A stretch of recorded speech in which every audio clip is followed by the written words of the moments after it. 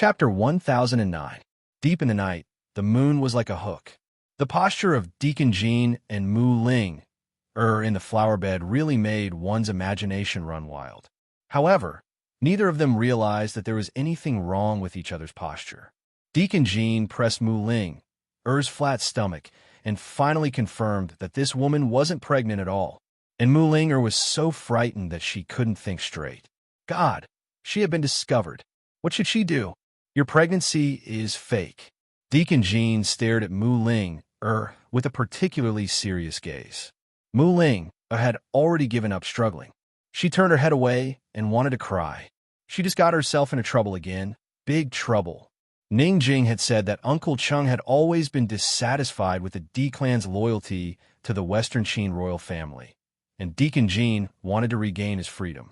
These two people couldn't be completely trusted. Since the pregnancy had been kept a secret, it had to be kept a secret until the end. Seeing that Mu Ling didn't answer, Deacon Jean growled, "Tell me." This growl was a little angry and anxious. Mu Ling didn't hear Deacon Jin's anxiety. She only knew that he was very angry. She thought that there wasn't a day when she didn't lie to Deacon Jean all the way from Three-Way Black Market to Northern Lee Sky River City. Although this guy's attitude wasn't good, he basically fulfilled all her requests. Whatever she wanted to eat, drink, or use as long as she asked, he could do it no matter how difficult it was. Now that he knew that her pregnancy was fake, he must know that all her requests along the way were fake. Even Mu Ling felt that she wasn't lying, but playing with him. Deacon Jean leaned over, his fine bangs hanging down. From this angle, Mu Ling could finally see this guy's eyes clearly. She suddenly realized that the color in Deacon Jin's eyes wasn't anger, but she couldn't explain it. But no man had ever stared at her like that before. She couldn't help but look at it seriously. Gradually, she had a feeling that she was Deacon Jin's prey. Yes, prey. Deacon Jean was like a cheetah lurking in the dark.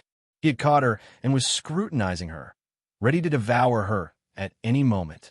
Mu Ling finally sobered up. She threw a punch at Deacon Jean. "Let go of me, hooligan." Her embroidered fist was immediately covered by Deacon Jin's large palm. Her other hand was about to strike, but Deacon Jean immediately held it down.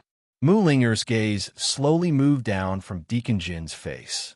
She finally discovered that this man was lying on top of her. "Ah!" Mu Ling screamed. Deacon Jean had no choice but to let go of her hand and cover her mouth. Mu Ling struggled with all her strength, kicking and scratching. Deacon Jean covered her mouth with one hand and pressed down on her shoulder with the other, preventing her from getting up. "Be quiet. If you attract other people over, I won't care about you," Deacon Jean warned in a cold voice. These words were like a curse, instantly freezing Mu Ling. That's right.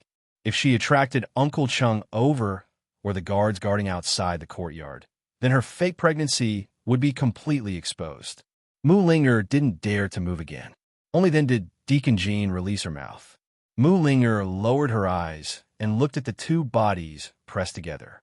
She didn't dare to say anything and used her hands to signal for Deacon Jean to get off her body. Deacon Jean immediately got up.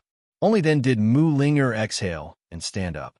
But who knew that before she could stand firm, Deacon Jean suddenly pulled her and hurriedly fell backwards.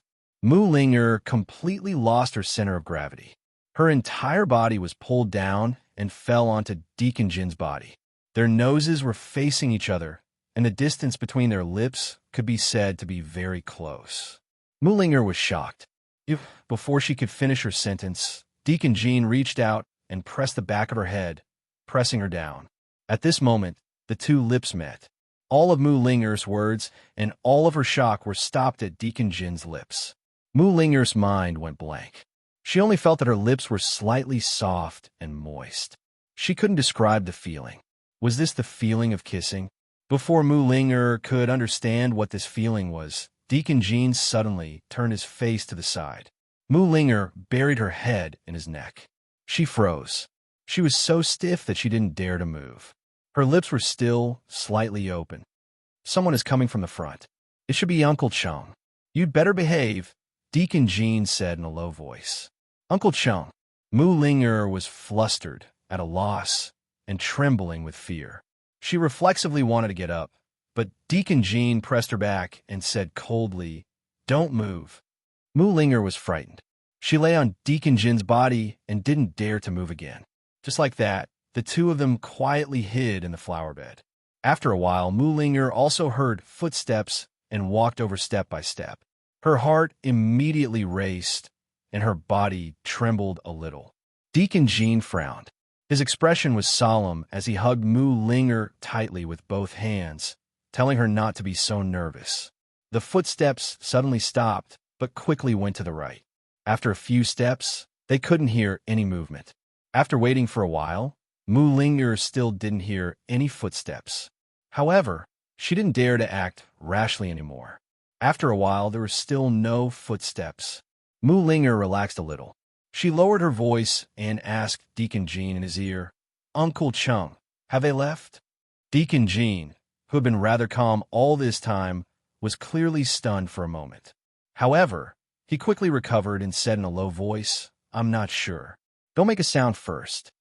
Mu Linger was very obedient. She continued to bury her head in Deacon Jin's neck. Time passed little by little. Unconsciously, Mu Linger relaxed and was no longer so nervous. She gradually realized that she was lying on a man's body and was being hugged by his arms. She couldn't help but think of the kiss just now, although she didn't know if it was considered a kiss. Gradually, she began to feel uneasy, awkward, and uncomfortable. Ever since she was young, other than being hugged by Chi Brother once or twice, she had never been hugged by a man other than her father. She couldn't tell what the difference was. She just felt that the feeling of being hugged by Deacon Jean was different from being hugged by Chi Brother. Why was it like this? Was it because Chi Brother only hugged her for a while and then let go? He had never hugged her for so long and so tightly. She could feel the firmness and warmth of Deacon Jin's body. The more Mu Linger thought about it, the more she felt that something was wrong. It shouldn't be like this. However, she had no choice. She could only blame herself for being too careless when she went out tonight. Why did she go out all of a sudden? If she didn't go out and had a good night's sleep, this wouldn't have happened. Mu Linger began to feel uneasy. Deacon Jean, on the other hand, looked up at the starry sky. She didn't know what he was thinking. His usually cold and emotionless eyes were a little dazed and absent-minded. She waited and waited. Finally, Mu Linger couldn't help but ask, "Has Uncle Chung left?" Uncle Chung had actually left a long time ago. Deacon Jean didn't answer her. Instead, he asked indifferently, "Mu Linger, why did you lie? Why did you use your innocence to fool me? Was it fun?" Mu Linger remained silent. "Answer me." Deacon Jin's tone was still very indifferent. However, if Mu Linger raised her head to look at Deacon Jean at this moment, she would definitely see the seriousness and persistence in his eyes. Mu Linger realized that Uncle Chung had left. She wanted to get up, but Deacon Jin's hands around her waist suddenly tightened, confining her so that she couldn't move. "Answer me," he said coldly. "It's fun. There's no why. Let go of me. Don't you know that men and women shouldn't touch each other? You're bullying women." Mu Linger raised her head and glared at Deacon Jean. She secretly thought that she had to help Ning Jing keep her secret no matter what. Unfortunately, she had underestimated Deacon Jin's intelligence. The one who's pregnant is Ning Jing, right? Ning Jing is pregnant with Tang Li's child. Deacon Jean asked. Mu Linger was shocked. What do you want?" Unexpectedly, Deacon Jean scolded angrily. "What do you think your reputation is? You're going to ruin it like this? What did your parents teach you? Aren't you afraid that you won't be able to get married in the future?" Mu Linger was stunned for a moment, but she immediately replied seriously, "Anyway, I'm only going to marry Chi Brother. I'm not afraid." Deacon Jean was exasperated. "Let go of me. Hurry up," Mu Linger said angrily. Deacon Jean suddenly stopped talking and simply let go of Mu Linger. Mu Linger, on the other hand, stopped moving and looked at him in a daze. Deacon Jean directly pushed Mu Linger off his body and stood up to leave. Mu Linger quickly got up and rushed in front of him, stretching out her arms to stop him. Deacon Jean raised his eyebrows and looked at her. Mu Linger felt very uncomfortable under his gaze. She said seriously, "What do you want? Get to the point." Now, she could only negotiate with Deacon Jean. Otherwise, Deacon Jean might tell Uncle Chung about this matter, or he might tell the guards outside. No matter who Deacon Jean wanted to tell, this secret would definitely be his greatest bargaining chip. He could even use this secret to negotiate with June Xie. The more Mu Linger thought about it, the more flustered and anxious she became. She realized that once June Xie found out about this secret, June Xie would definitely suspect Ning Chung. Then everything that Ning Chung had painstakingly planned would be over. They would all be done for. Deacon Jean just sized her up without saying a word. You whatever conditions you want, just state them. If I can do it, I will definitely do it for you, as long as you help me keep this secret. Mu Linger said seriously. I can state any conditions? Deacon Jean sneered. What conditions do you want to state? Mu Linger was a little diffident. Who knew that Deacon Jean would say, "Sleep with me for a night. How about that?" Slap. An incomparably crisp sound broke the silence of the flower bed. Mu Linger's slap was so fast that even Deacon Jean couldn't pull it back. Don't even think about it. Disgusting. Mu Linger cursed. Today, she had seen through Deacon Jean completely. Deacon Jean's face was in extreme pain. The corners of his mouth twitched, but he didn't say anything. He walked around Mu Linger and continued walking forward. After a long time, seeing that Mu Linger didn't chase after him, he actually covered his slightly swollen face and laughed soundlessly. But who knew that Mu Linger would quickly catch up and say to him very decisively, "Deacon Jean, I promise you, swear that you won't tell anyone about this, or else you'll never be able to return to Wintercrow Country. You'll have to be a slave in your next life." As soon as she said this, Deacon Jin's face darkened. He suddenly turned around and walked towards Mu Linger step by step. Mu Linger was frightened by his sinister expression. She retreated step by step until her back was against the wall. There was no way out. However, Manager Jean continued to press closer, his seductive lips hovering by her lips, neither close nor far. Mu Linger steeled her heart. She turned her head away and closed her eyes. "If you want to sleep, then go to your room." Deacon Jin's gaze turned cold. He suddenly raised his hand to slap her, but he didn't hit her in the end. Instead, he hit empty air. He said, Chapter 10:10. Deacon Jean said, "Mu Linger, do you really want to be cheap? Fine, come with me." As he spoke, he grabbed Mu Linger without any pity and dragged her all the way to his room. Mu Linger's heart was beating so fast that it was about to jump out of her chest. She was in a daze and couldn't tell if this was reality or if she was dreaming. She stared blankly as Deacon Jean locked the door and walked towards her with a violent expression. She started to back away in fear. She started to realize the terrible consequences of agreeing to Deacon Jin's request. She started to regret it. Suddenly, Deacon Jean strode over and took her hand. She was about to speak, but Deacon Jean threw her onto the bed without any pity. Before she could get up, he was already on top of her. Mu Linger's face was pale, and she started to tremble uncontrollably. She almost shouted out that she regretted it. However, she thought that if Deacon Jean took this secret to make a deal with June Xie, all of them would be finished. She had gotten into big trouble, and she couldn't drag everyone down with her. She lay on the bed and looked at Deacon Jean in fear. She suddenly realized that this man was very unfamiliar and scary. Deacon Jean didn't move for a long time and just stared at her. She became more and more flustered, and finally, she couldn't help but cry. Deacon Jean, can you change your conditions? Didn't you agree?" Deacon Jean questioned. "I beg you." Mu Linger's tears flowed down.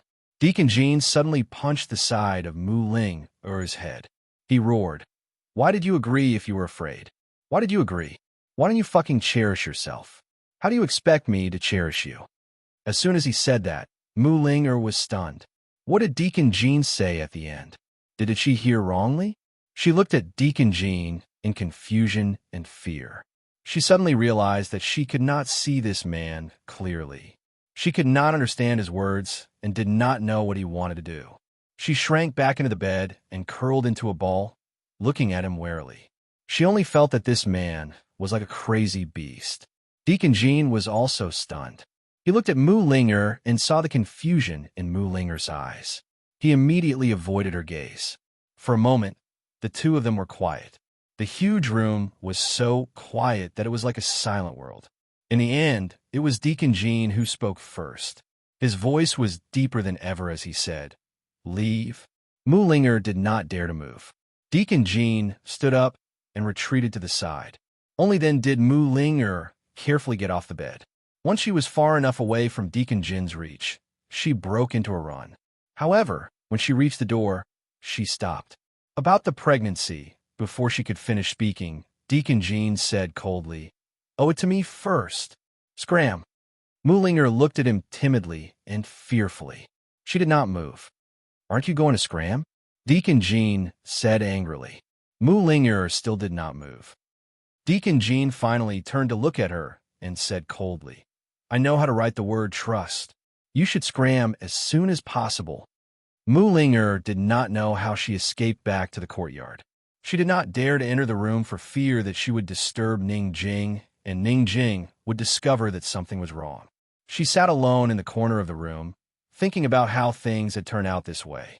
As she thought about it, she could not help but cry. She missed Chi brother. She missed her sister. She missed them so much. After Mu Linger left, Deacon Jean sat on the bed in a daze until dawn. He only woke up when he heard Tiger Roar's voice from outside. The tiger in Tiger's Den roared 3 times a day in the morning, afternoon, and night, as if warning them not to have any thoughts of escaping. Deacon Jean washed his face with cold water, went out, and leaped onto the roof. He listened carefully to the Tiger Roar's voice. Every time the Tiger Roar roared, he would listen carefully. He did not know why, but he found the Tiger Roar's voice somewhat familiar. He remembered that he had never seen a tiger before, let alone heard the Tiger Roar's voice. It was the first time he had seen the king of the jungle, the tiger. He did not feel the threat in Tiger Roar's voice. Instead, he felt a sense of intimacy and relaxation. As he listened, his terrible mood from last night seemed to have gradually calmed down by quite a bit.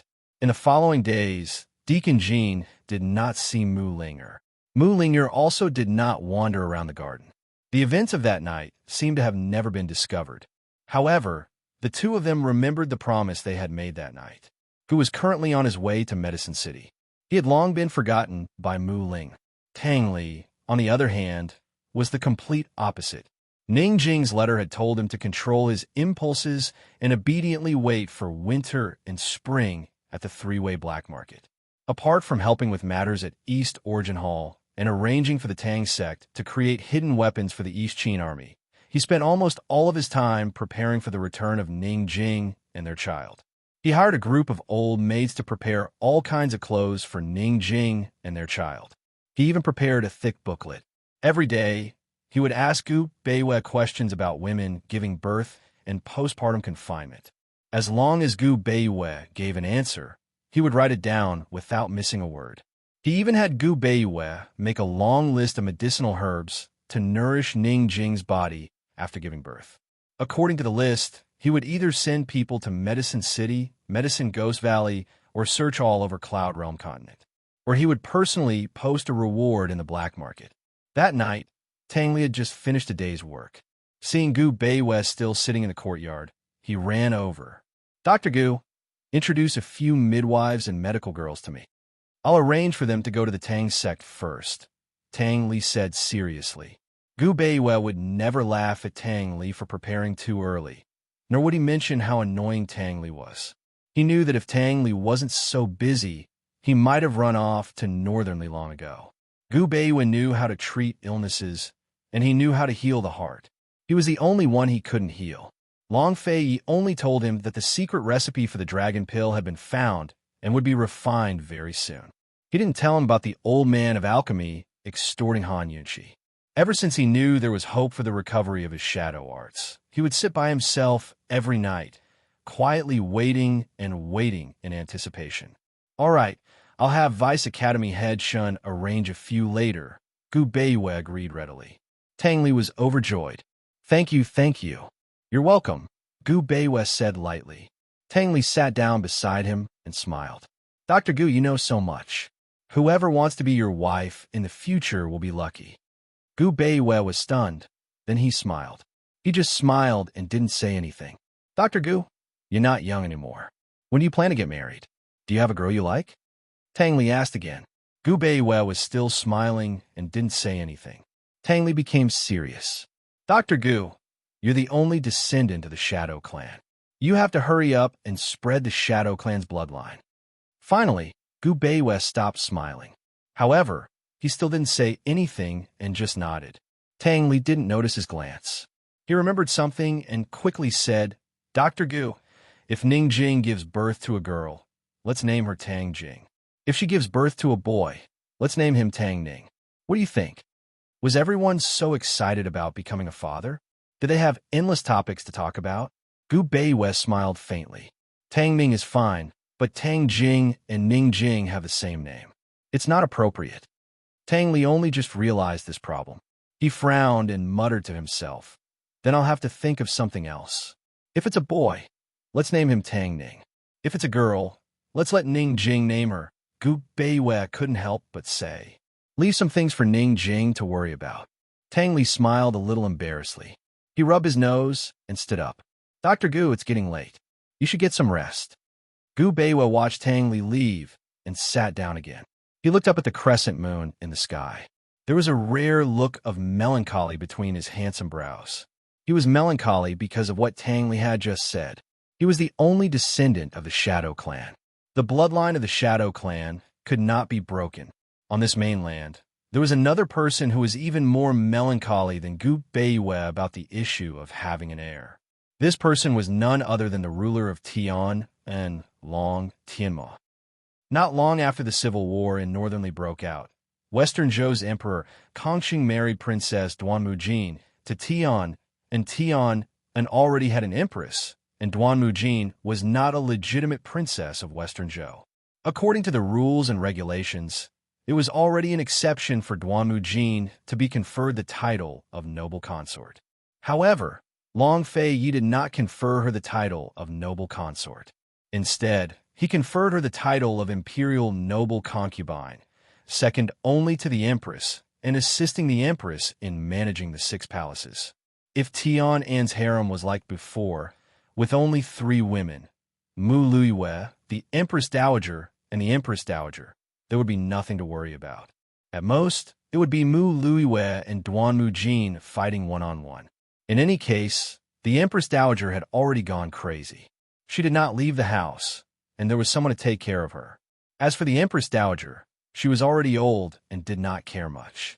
Long Tianma had no choice but to hold a draft and choose 30 concubines in one go.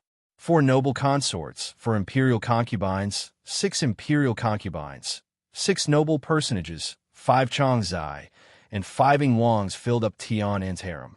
There are people who joke that the next time the emperor held a draft, he would first expand his harem.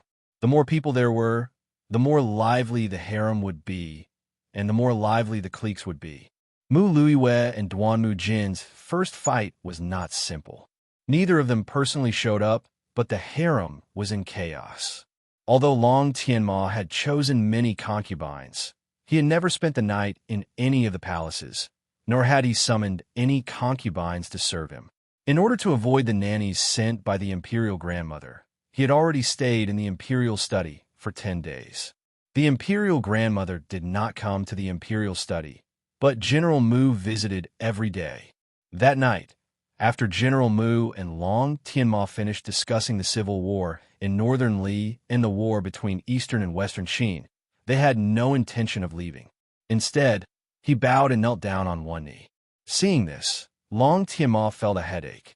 Great General Mu was an intelligent man and had never sought redress for his daughter's grievances or plead for leniency. He had always used the excuse of the imperial clan spreading its branches and spreading its leaves as an excuse to invite Long Tianma to spend the night in the inner palace. Long Tianma stood in front of the desk and ignored General Mu. Instead, he looked coldly at Mu Qingwu, who was standing to the side. Mu Qingwu immediately lowered his head. He was also in a difficult position. Your Majesty, at your age, the late emperor had already, before General Mu could finish his sentence, a eunuch's voice suddenly came from outside the door.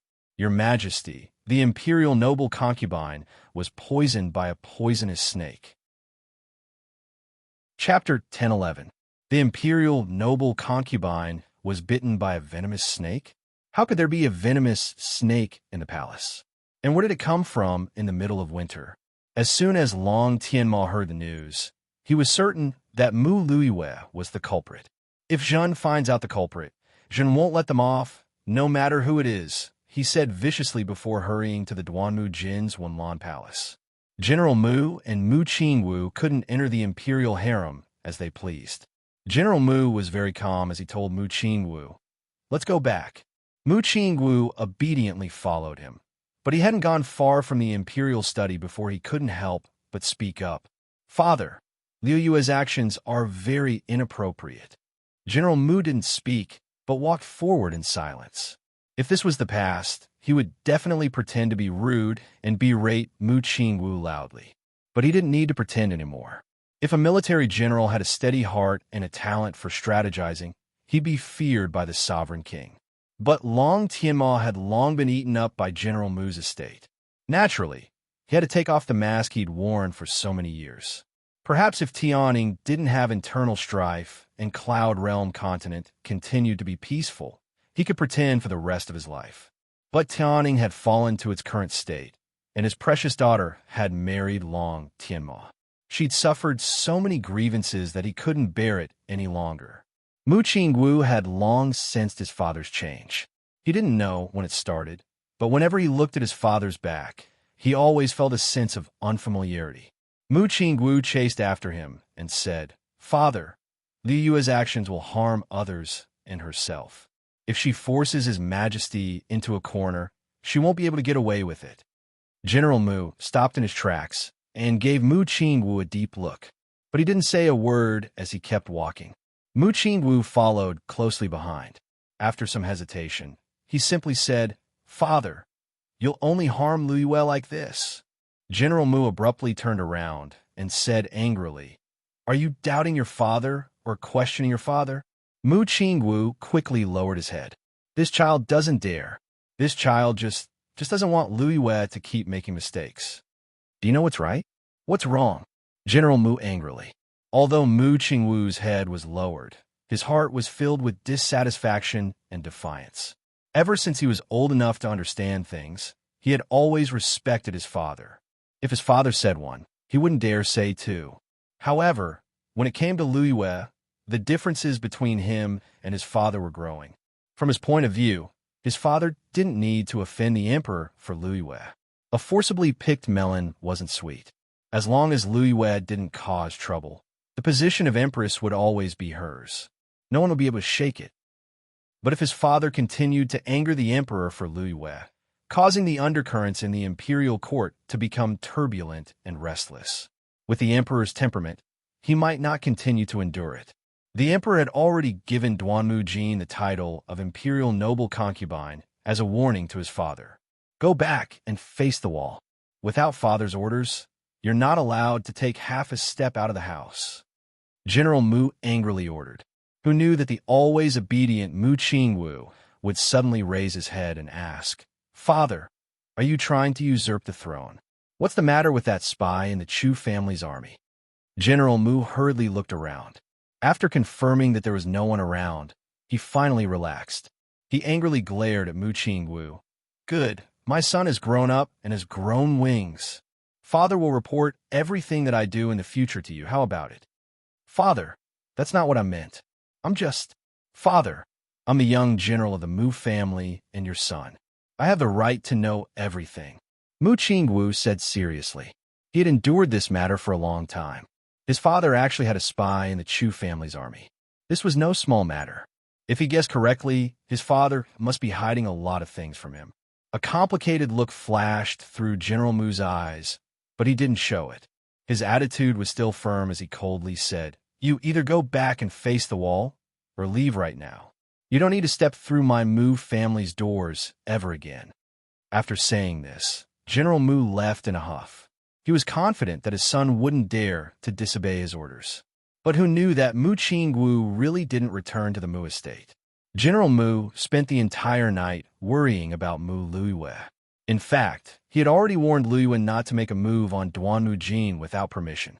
The Mu family and Western Zhou's imperial family had a complicated relationship, so it was still too early to make a move. Therefore, the matter of the Duanmu Jin being bitten by a venomous snake was either done by someone else to frame Luiyue, or it was done by the Duanmu Jin himself to frame Luiyue. General Mu was outside the palace, but he was the first to receive news from the palace. He helped Mu Luiyue come up with a plan and blocked many suspicions. It wasn't until the afternoon of the third day that Duanmu Jin's life was finally out of danger. Duanmu Jin's dowry maid, Huan found several sachets in the backyard of Wanlan Palace. The sachets were filled with unknown spices.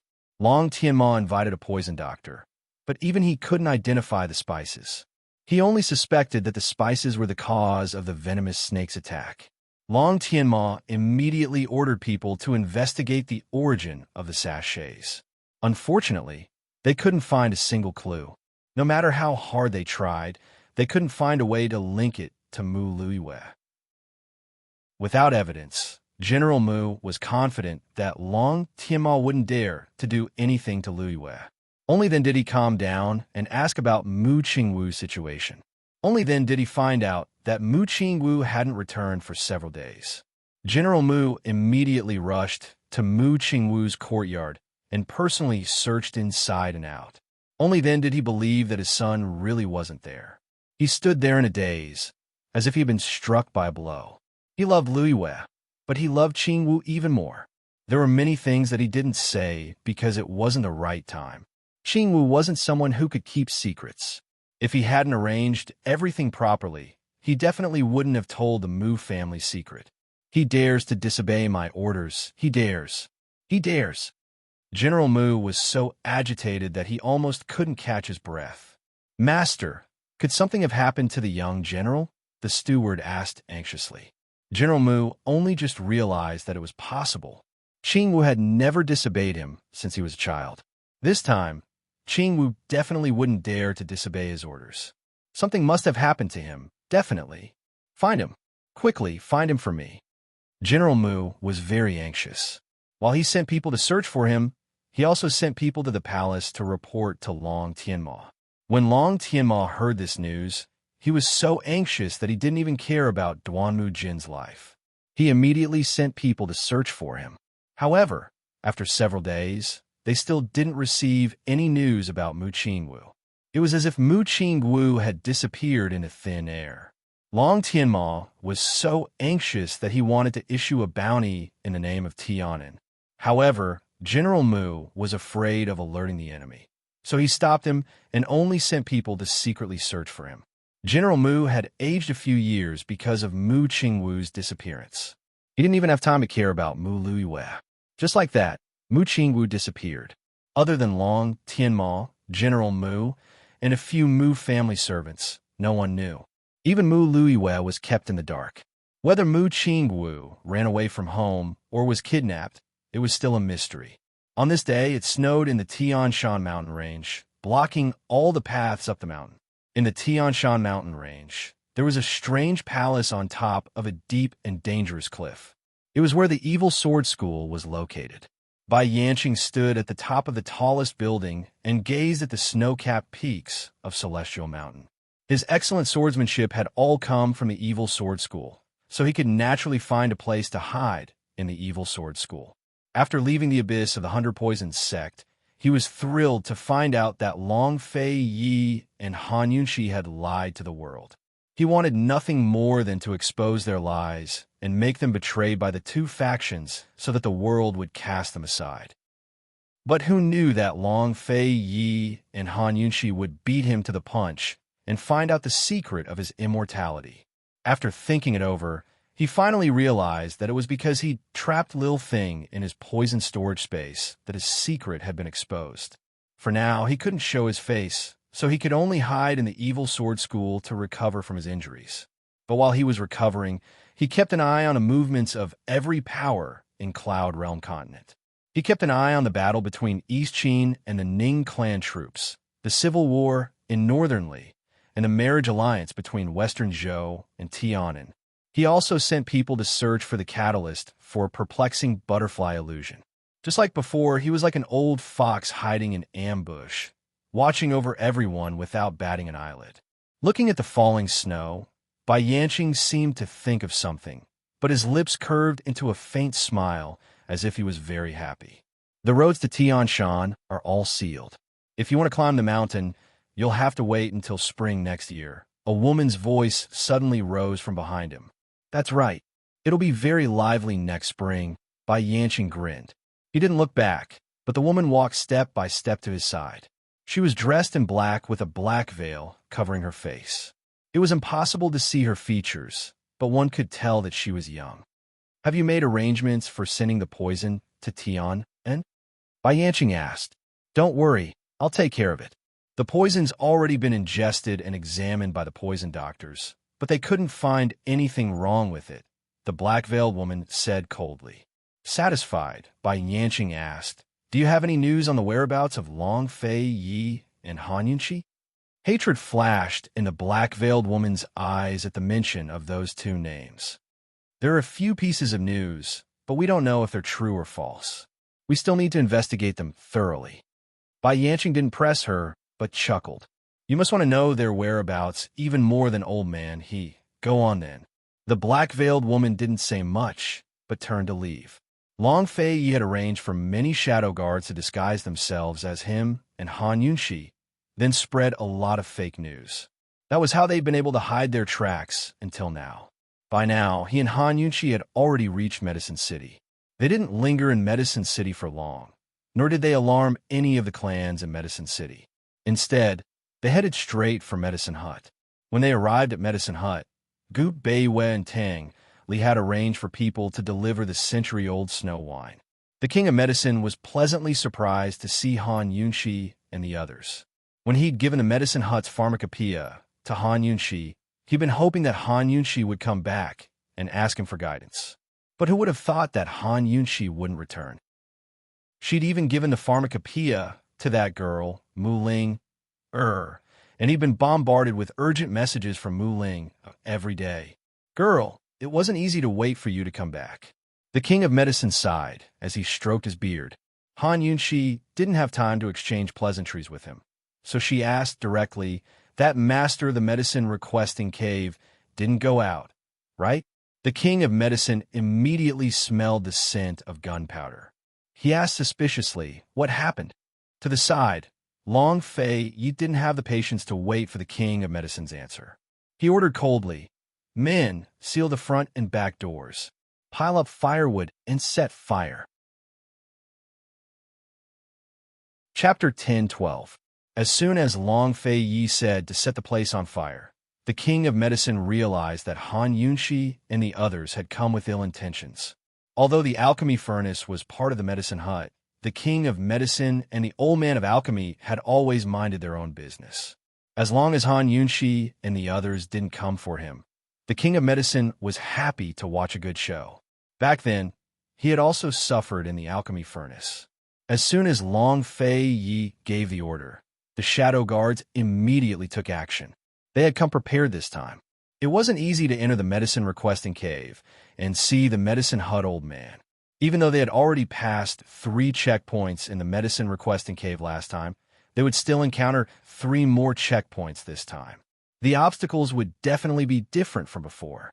Therefore, there were only 2 ways to meet the medicine hut old man in the quickest and easiest way.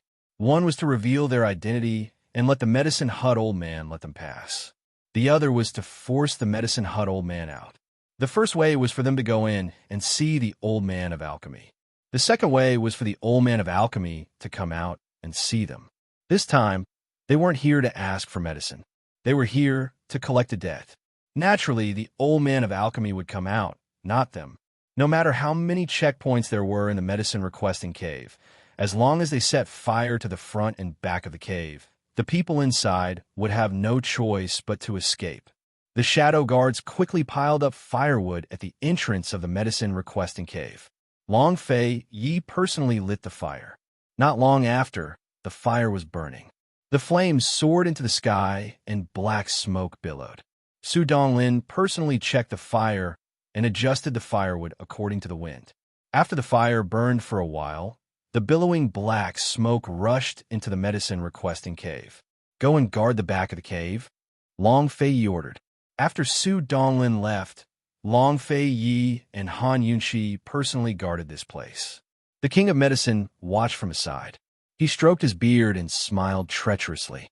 He didn't know how the old man of alchemy had offended Han Yunxi and Long Fei Yi.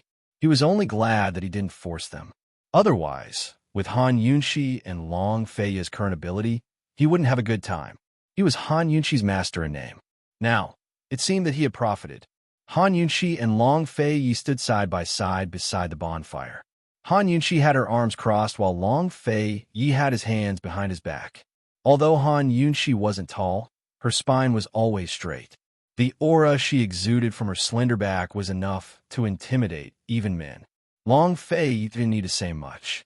He just stood there casually, but his domineering aura was enough to look down on all heroes and look down on the world. They looked at the billowing smoke with expressionless faces. They didn't smile. Gu sat on a tree nearby and also stared at the billows of smoke. However, his gaze was a little sluggish, as if he was in a daze. The firewood burned more vigorously and faster. Thick smoke flowed into the cave continuously. The shadow guards kept adding firewood. Time passed unknowingly. The shadow guards at the back of the cave came to report twice that everything was going smoothly. Han Yunxi and Long Fei Yi had been to the medicine-requesting cave before. They knew how dangerous it was, so they weren't in a hurry. But who would have thought that after 2 whole hours of smoke, not a single person had escaped from the medicine-requesting cave? What was going on? Is there something fishy in the cave? Han Yunxi whispered. As soon as she finished speaking, something strange happened. The black smoke that was slowly flowing and suddenly surged in, as if some kind of energy was being sucked in by the cave. "It's very fishy." Long Fei Yi was surprised, but he wasn't in a hurry. Gu was a little restless.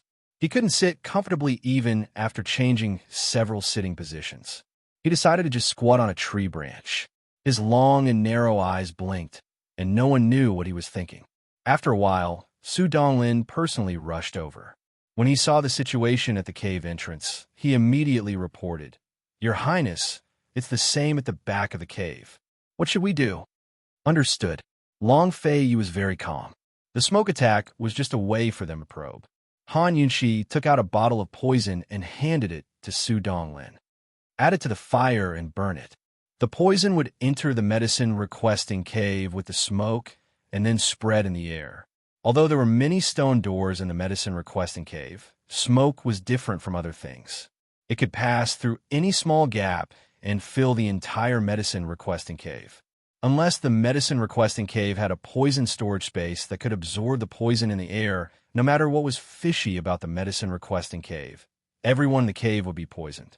Han Yunxi's poison would definitely cause everyone inside to run out to seek the antidote.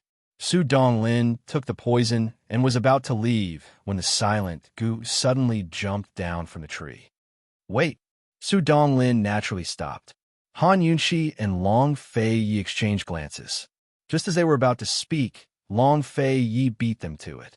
He said, "I already said that this has nothing to do with you. No matter who it is, anyone who goes back on their word will have to pay the price." Gu's face was tense as he looked at Han Yunxi. Han Yunxi's expression was even more serious than his. "Whether this succeeds or fails, it has nothing to do with you." Han Yunxi's words were even more blunt than Long Fei Yi's. If they destroyed the medicine-requesting cave, that was their problem. It had nothing to do with Gu. If they couldn't do anything to the old man of alchemy, they wouldn't ask Gu for help. Gu's face was still tense, and he didn't say anything. No one could figure out what he was thinking. What was he trying to do? "Su Donglin, why aren't you leaving?" Long Fei Yi's voice was cold. Gu extended his long arm to block Su Donglin. That stern expression of his changed instantly into a bright smile. How was this not my problem? This guy was going to interfere? Was he going to help or stop him? If he wanted to help, How was he going to help? Why should the old man of alchemy give him face? If he wanted to stop him, how could he face Gu Beiwei? Regarding this matter, his wisest choice was to stay aside. Long Fei Yi and Han Yunxi still couldn't figure it out, but Gu said loudly, Gu Beiwei's problem is my problem. This time I want the dragon pill for sure. Don't poison that alchemy furnace. Come, I'll bring you in. So, Gu wanted to help them? If this guy was really the little madman that the old man of alchemy was looking for, then there must be a reason why he didn't look for Master for so many years. Every time someone mentioned him, he would avoid him. If he helped them now, would he be admitting his identity? We can handle it. As long as you hand over the dragon pill, I'll definitely cure the poison. Han Yunxi said softly. She didn't want Gu to force her. However, Gu laughed even more impudently and arrogantly.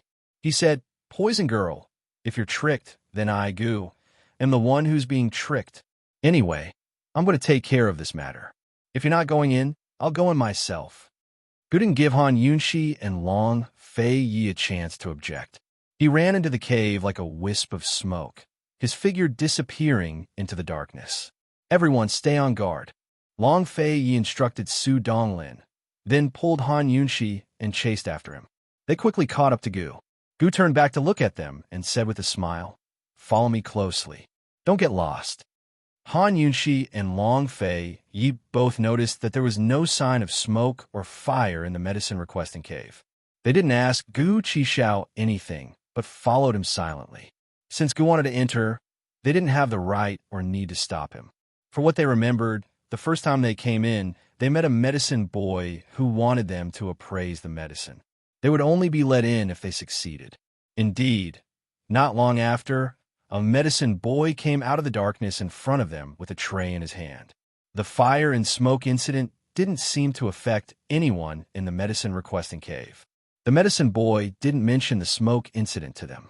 Just like the last time, he was expressionless and his tone was stiff. Even his words were the same. As long as you can identify the medicine in here within the time it takes for a stick of incense to burn, you may continue to move forward. Otherwise, you will have to stay in the medicine hut for the rest of your lives. Violators will be cursed and be plagued with all kinds of illnesses with no cure. Han Yunxi's detox system didn't identify the medicine immediately. This was because the medicine boy didn't bring out medicine this time, but medicinal pills. Han Yunxi really wasn't familiar with medicinal pills. The medicine boy didn't care if they were ready or not. He stood 5 steps away from them and picked up a medicinal pills, showing them to them in the palm of his hand. Han Yunxi could barely identify the ingredients of some medicinal pills. It was really difficult for her to name them. Long Fei Yi didn't have much to say. This wasn't his strong suit. Long Fei Yi crossed his arms and looked like a bystander. Since Gu wanted to enter, the task naturally had to be handed over to Gu. Han Yunxi looked at Gu with a learning attitude, waiting for Gu to show his skills. Who knew? Who knew that Gu would suddenly rush over, snatch all the medicinal pills from the medicine boy, and throw them to Han Yunxi? Poison girl, these are for you. Han Yunxi caught the medicinal pills. Before she could react, Long Fei Yi had taken them all away. The medicine boy was frightened. He pointed at Gu and shouted, You will be cursed. You will be plagued with all kinds of diseases, and there will be no medicine to cure you. Gu's lips curled into a disdainful sneer. He picked up the medicine boy and replied in a very arrogant tone, Cursed? I'm scared to death. After he finished speaking, he casually threw the medicine boy to the side and kicked open the stone door in front of them. Han Yunxi realized for the first time that Gu had such a domineering side to him. Han Yunxi remembered that in the second stage last time, everyone had fallen sick and were beyond cure. In the end, it was Gu Beiwei who cured everyone. What would they encounter in the second stage this time? Would they also fall sick? Needless to say, Han Yunxi was a little worried. Curing diseases was not Gu's strong point. They walked forward in the cave and didn't find anything strange. At this time, the old man of alchemy was sitting on the alchemy furnace, listening to a servant report the situation of the first stage. What's the name of the guy who snatched the medicinal pills? The old man of alchemy asked. His name is Gu. He is the illegitimate son of the former president of the medical city, Gu Yuntian. He is the owner of the medicine Ghost Valley. The servant only knew so much. The old man of alchemy's face was gloomy. No matter who he is, he dares to snatch the medicinal pills from the old man, kill him without mercy. Han Yunshi and the others passed the second stage last time. This time it would not be so easy. Moreover, the medical expert, Gu Beiwei, didn't come with him. He wanted to see how long Gu could be arrogant. The old man of alchemy thought so. However, what Gu did in the second stage made him fall directly from the high alchemy furnace. Chapter 10:13. Gu walked in front, while Han Yunshi and Long Fei Yi followed behind. Han Yunshi remembered that when they had reached the second stage, they had also walked forward like this. Later on, everyone had suddenly fallen ill, and the illness had immediately entered their bodies. What would be waiting for them this time? Abruptly, Gu Qishao stopped. He looked back with a smile, and suddenly darted towards the darkness on the right. Han Yunshi and Long Fei Yi were about to chase after him, but Gu actually pulled out a female doctor from the darkness. "Let go of me. Who are you? How did you find me? Let go. Who are you? Who are you?" As the female doctor questioned and struggled, Gu Qishao muffled her mouth with one hand and grabbed her by the collar with the other. His gaze was sinister and vicious. "Take out the medicine, or else this old man will rip your clothes off right now." Han Yunshi looked surprised, but Long Fei Yi had already turned his head away to avoid it. Based on his understanding of Gu, this guy was definitely someone who would tear a woman's clothes off. The female doctor struggled desperately. Sure enough, Gu did not have any tender feelings for the fairer sex. With a big tug, he directly tore off all the female doctor's clothes, leaving only her doo-doo. The female doctor was instantly stunned. She did not dare to move, and her entire body trembled. "Where's the medicine?" Gu was no longer fierce. He let go of the female doctor's mouth and asked with extreme patience with a smile. It's... The female doctor's lips and teeth were trembling. It's in the secret room's stone door, inside the stone door's inner wall." Long Fei Yi immediately walked towards the darkness on the right. He found the secret room's door hidden in the wall and found a few bottles of medicine in the mezzanine. Only then did Gu throw the female doctor aside and said with a smile, "Take the medicine and don't worry. Walk forward." The female doctor was thrown aside into the darkness and shouted, "You're too much. You violated the medicine requesting cave's rules. You won't get the medicine." They were not here to ask for medicine in the first place. Naturally, he didn't have to be as well-behaved as before. Long Fei Yi didn't know much about this cave. Otherwise, he would have let Su Donglin and his men kill their way in. Long Fei Yi and Han Yunshi both took the medicine and continued to walk forward with Gu. If they were only 90% sure before, they were now 100% sure that Gu was the disciple that the old man of alchemy was looking for, the little madman. Otherwise, how could Gu be so clear about the secret of the medicine requesting cave? After Gu was expelled from Alchemy City, he came to the alchemy furnace and worshipped the old man of alchemy as his master. What happened between the master and disciple that made Gu leave without saying goodbye? Han Yunshi and Long Fei Yi were both curious, but they tacitly agreed not to ask. Han Yunshi and the other two continued to walk forward. When the old man of alchemy learned that Gu had found the female doctor in the secret room and taken away the medicine, he directly fell from the top of the alchemy furnace. Fortunately, he reacted quickly enough to flip over and land on his feet first. Otherwise, his old bones would have been crippled. How did he know? How did he know? The old man of alchemy asked in disbelief. The servants were also very curious. Gu had nothing to do with the alchemy furnace, so how did he know about the secret of the second trial? Suddenly, a servant stood out. "Master, is it that young master has returned?" The old man of alchemy was in the afternoon. His young disciple had always been respected by everyone as the young lord. Everyone thought that the young lord had inherited his master's mantle. No one thought that the young lord would suddenly disappear. No one knew what happened between the master and disciple back then. The old man of alchemy was stunned. Then he shook his head. No, he doesn't know about these things. In the past 10 years, The old man of alchemy had broken the 3 trials of the medicine requesting cave countless times. Little Madman had been here for so many years, so how could he know the secret of the 3 trials? The old man of alchemy seemed to be crazy, but he remembered some things very clearly. He couldn't forget or be wrong.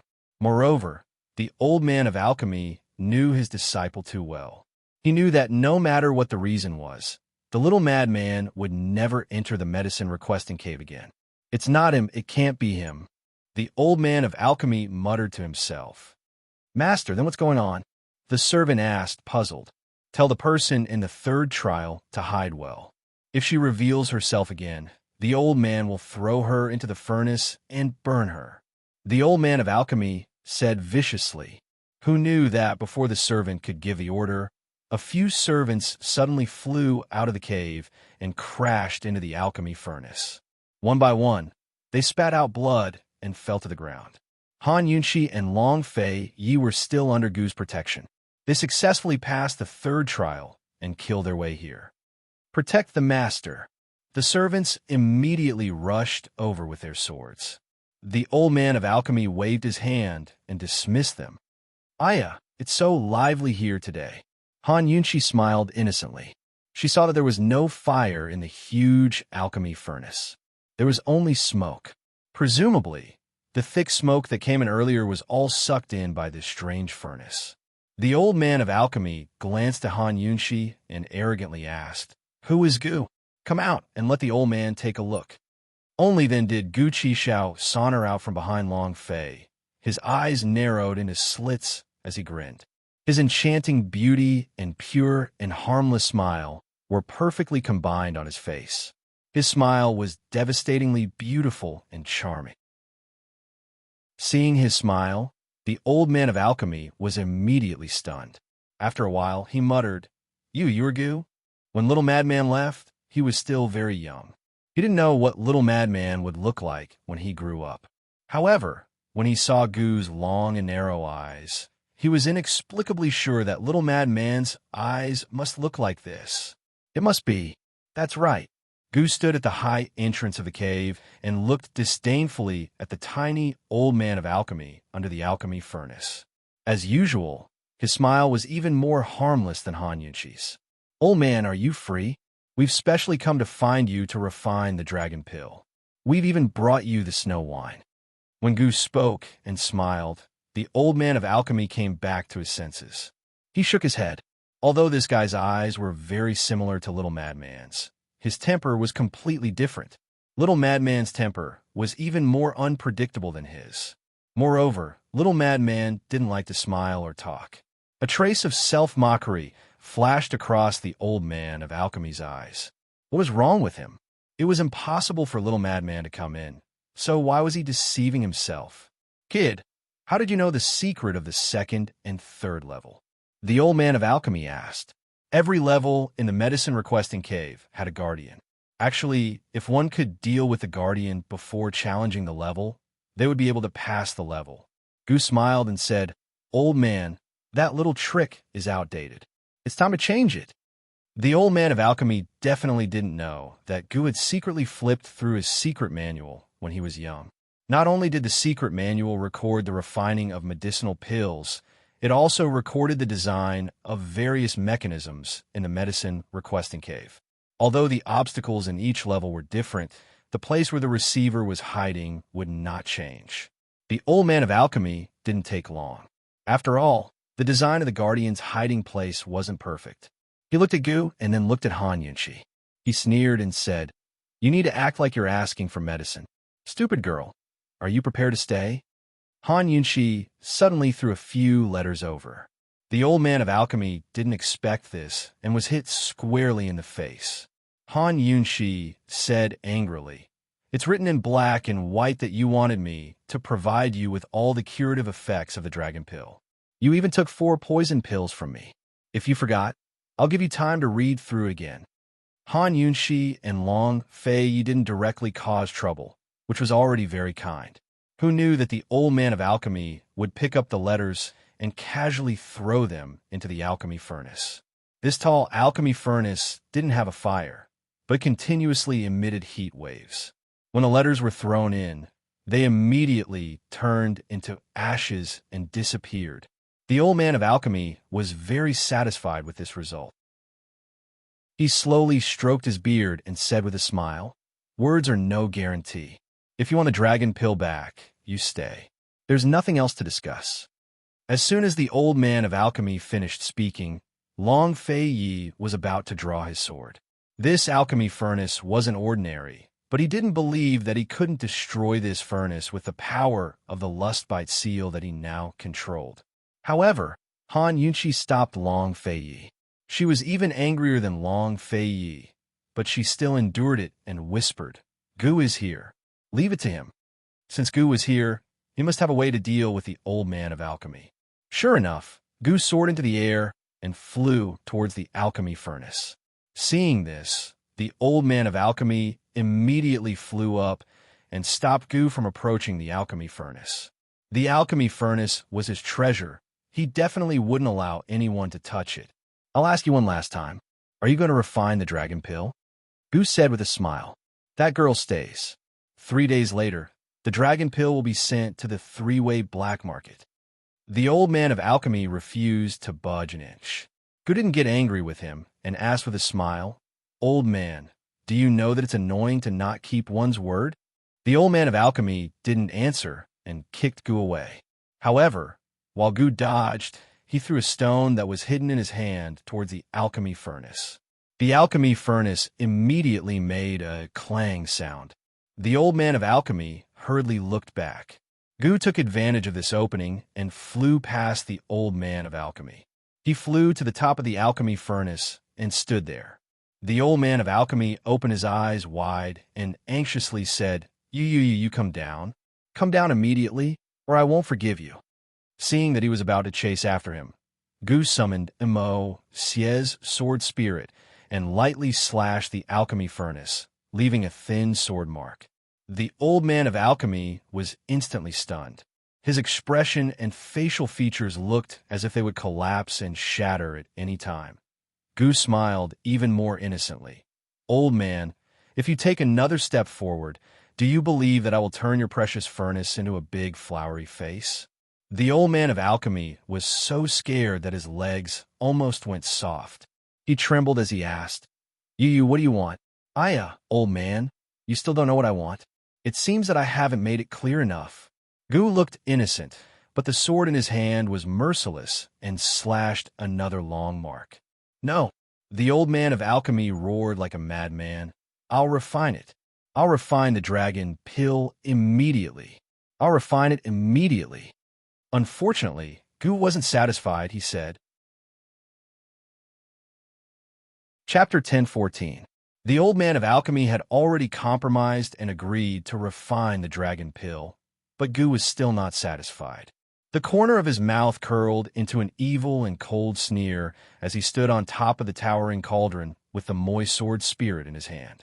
He was like an arrogant god that looked down on the heavens and all living things. This kind of man was not like Long Fei Yi, who made people feel awe. Instead, he made people feel fear and shudder. Han Yunqi looked up at Gu.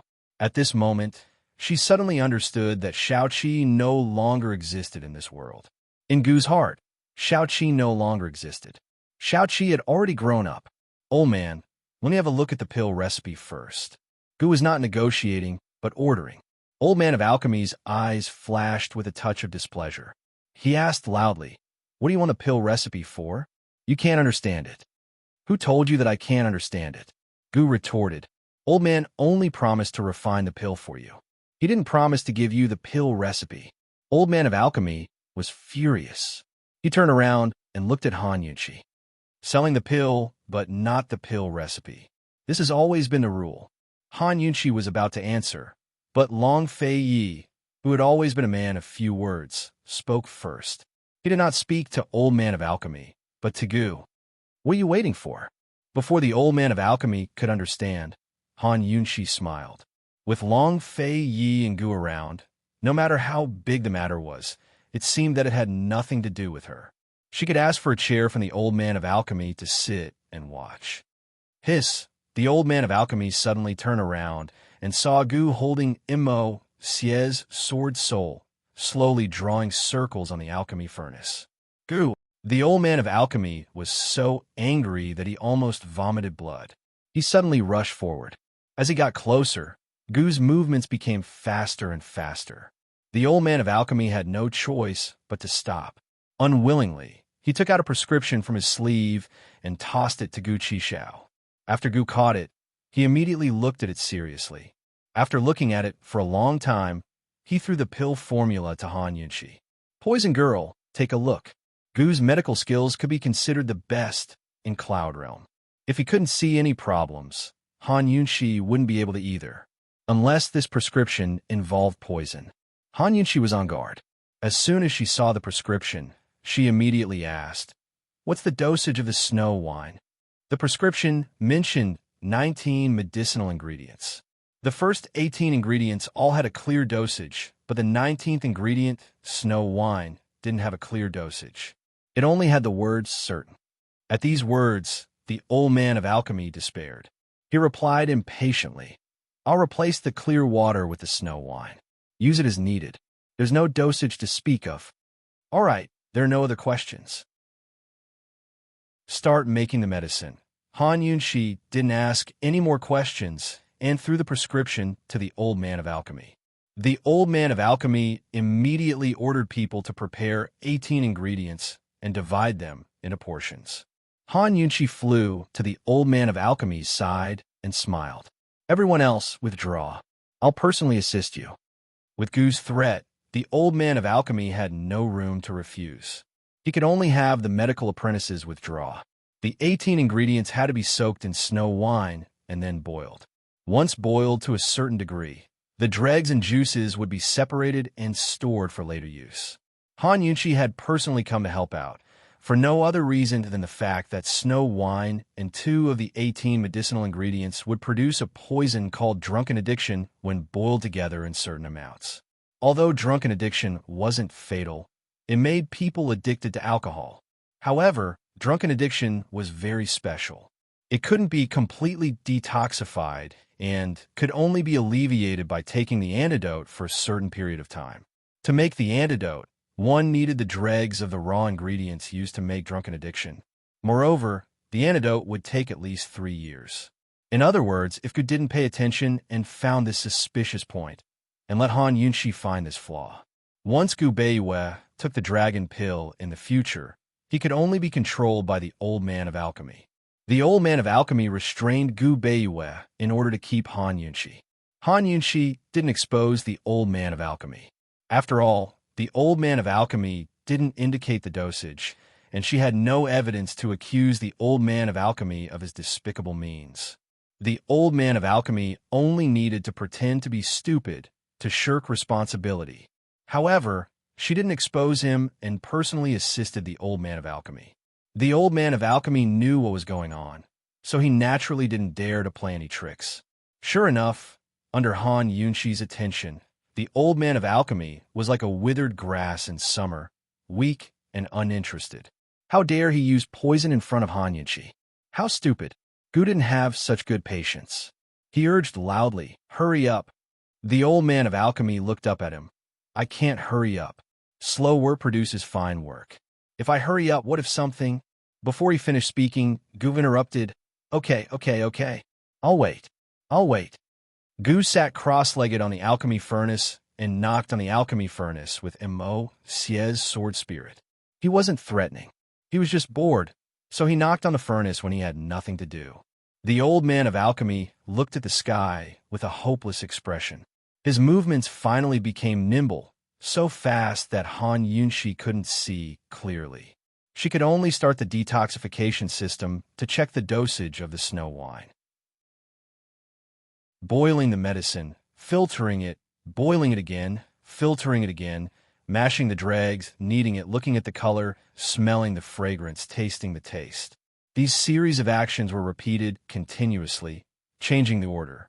For nearly an hour, the old man of alchemy's hands didn't stop. Although she disdained the old man of alchemy's conduct, Han Yunshi still admired the old man of alchemy's pharmaceutical and alchemy skills.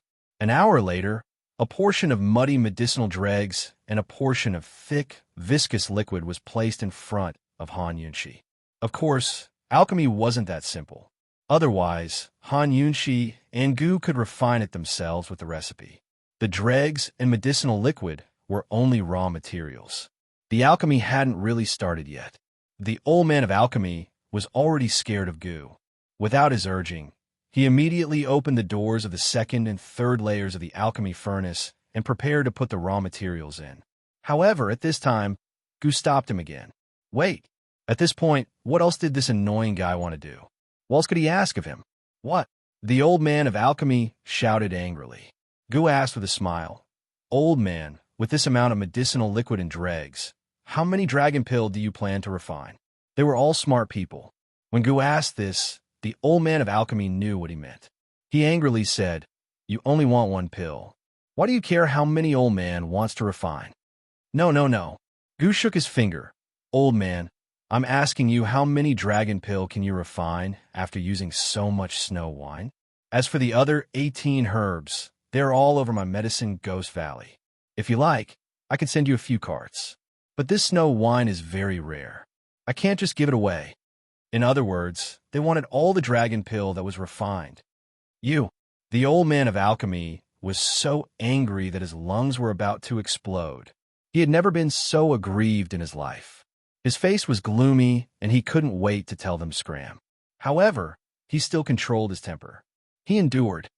5 pills. All for you. The old man of alchemy shouted and threw the medicinal liquid and dregs into the furnace. Pah! He closed the furnace door. 5 pills. Han Yunshi's heart was filled with emotions. If it wasn't for Gu's reminder, she really wouldn't have noticed this problem.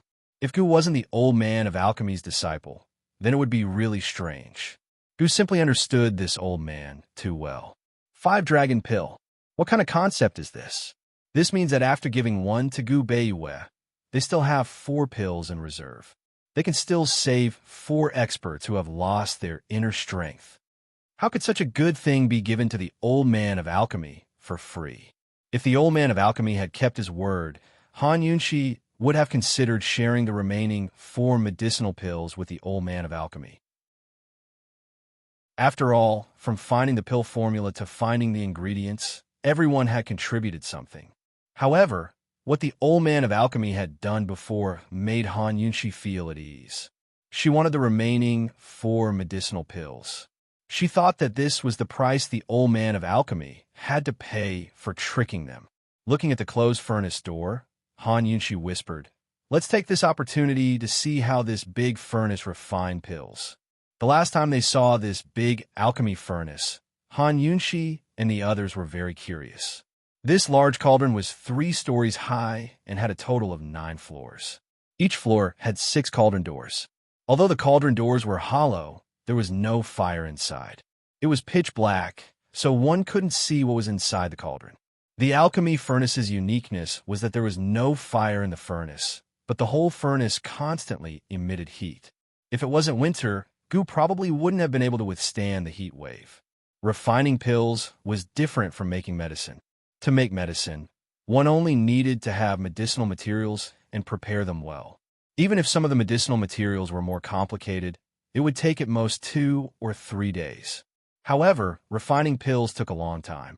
It could take as little as 2 or 3 months, or as long as 2 or 3 years.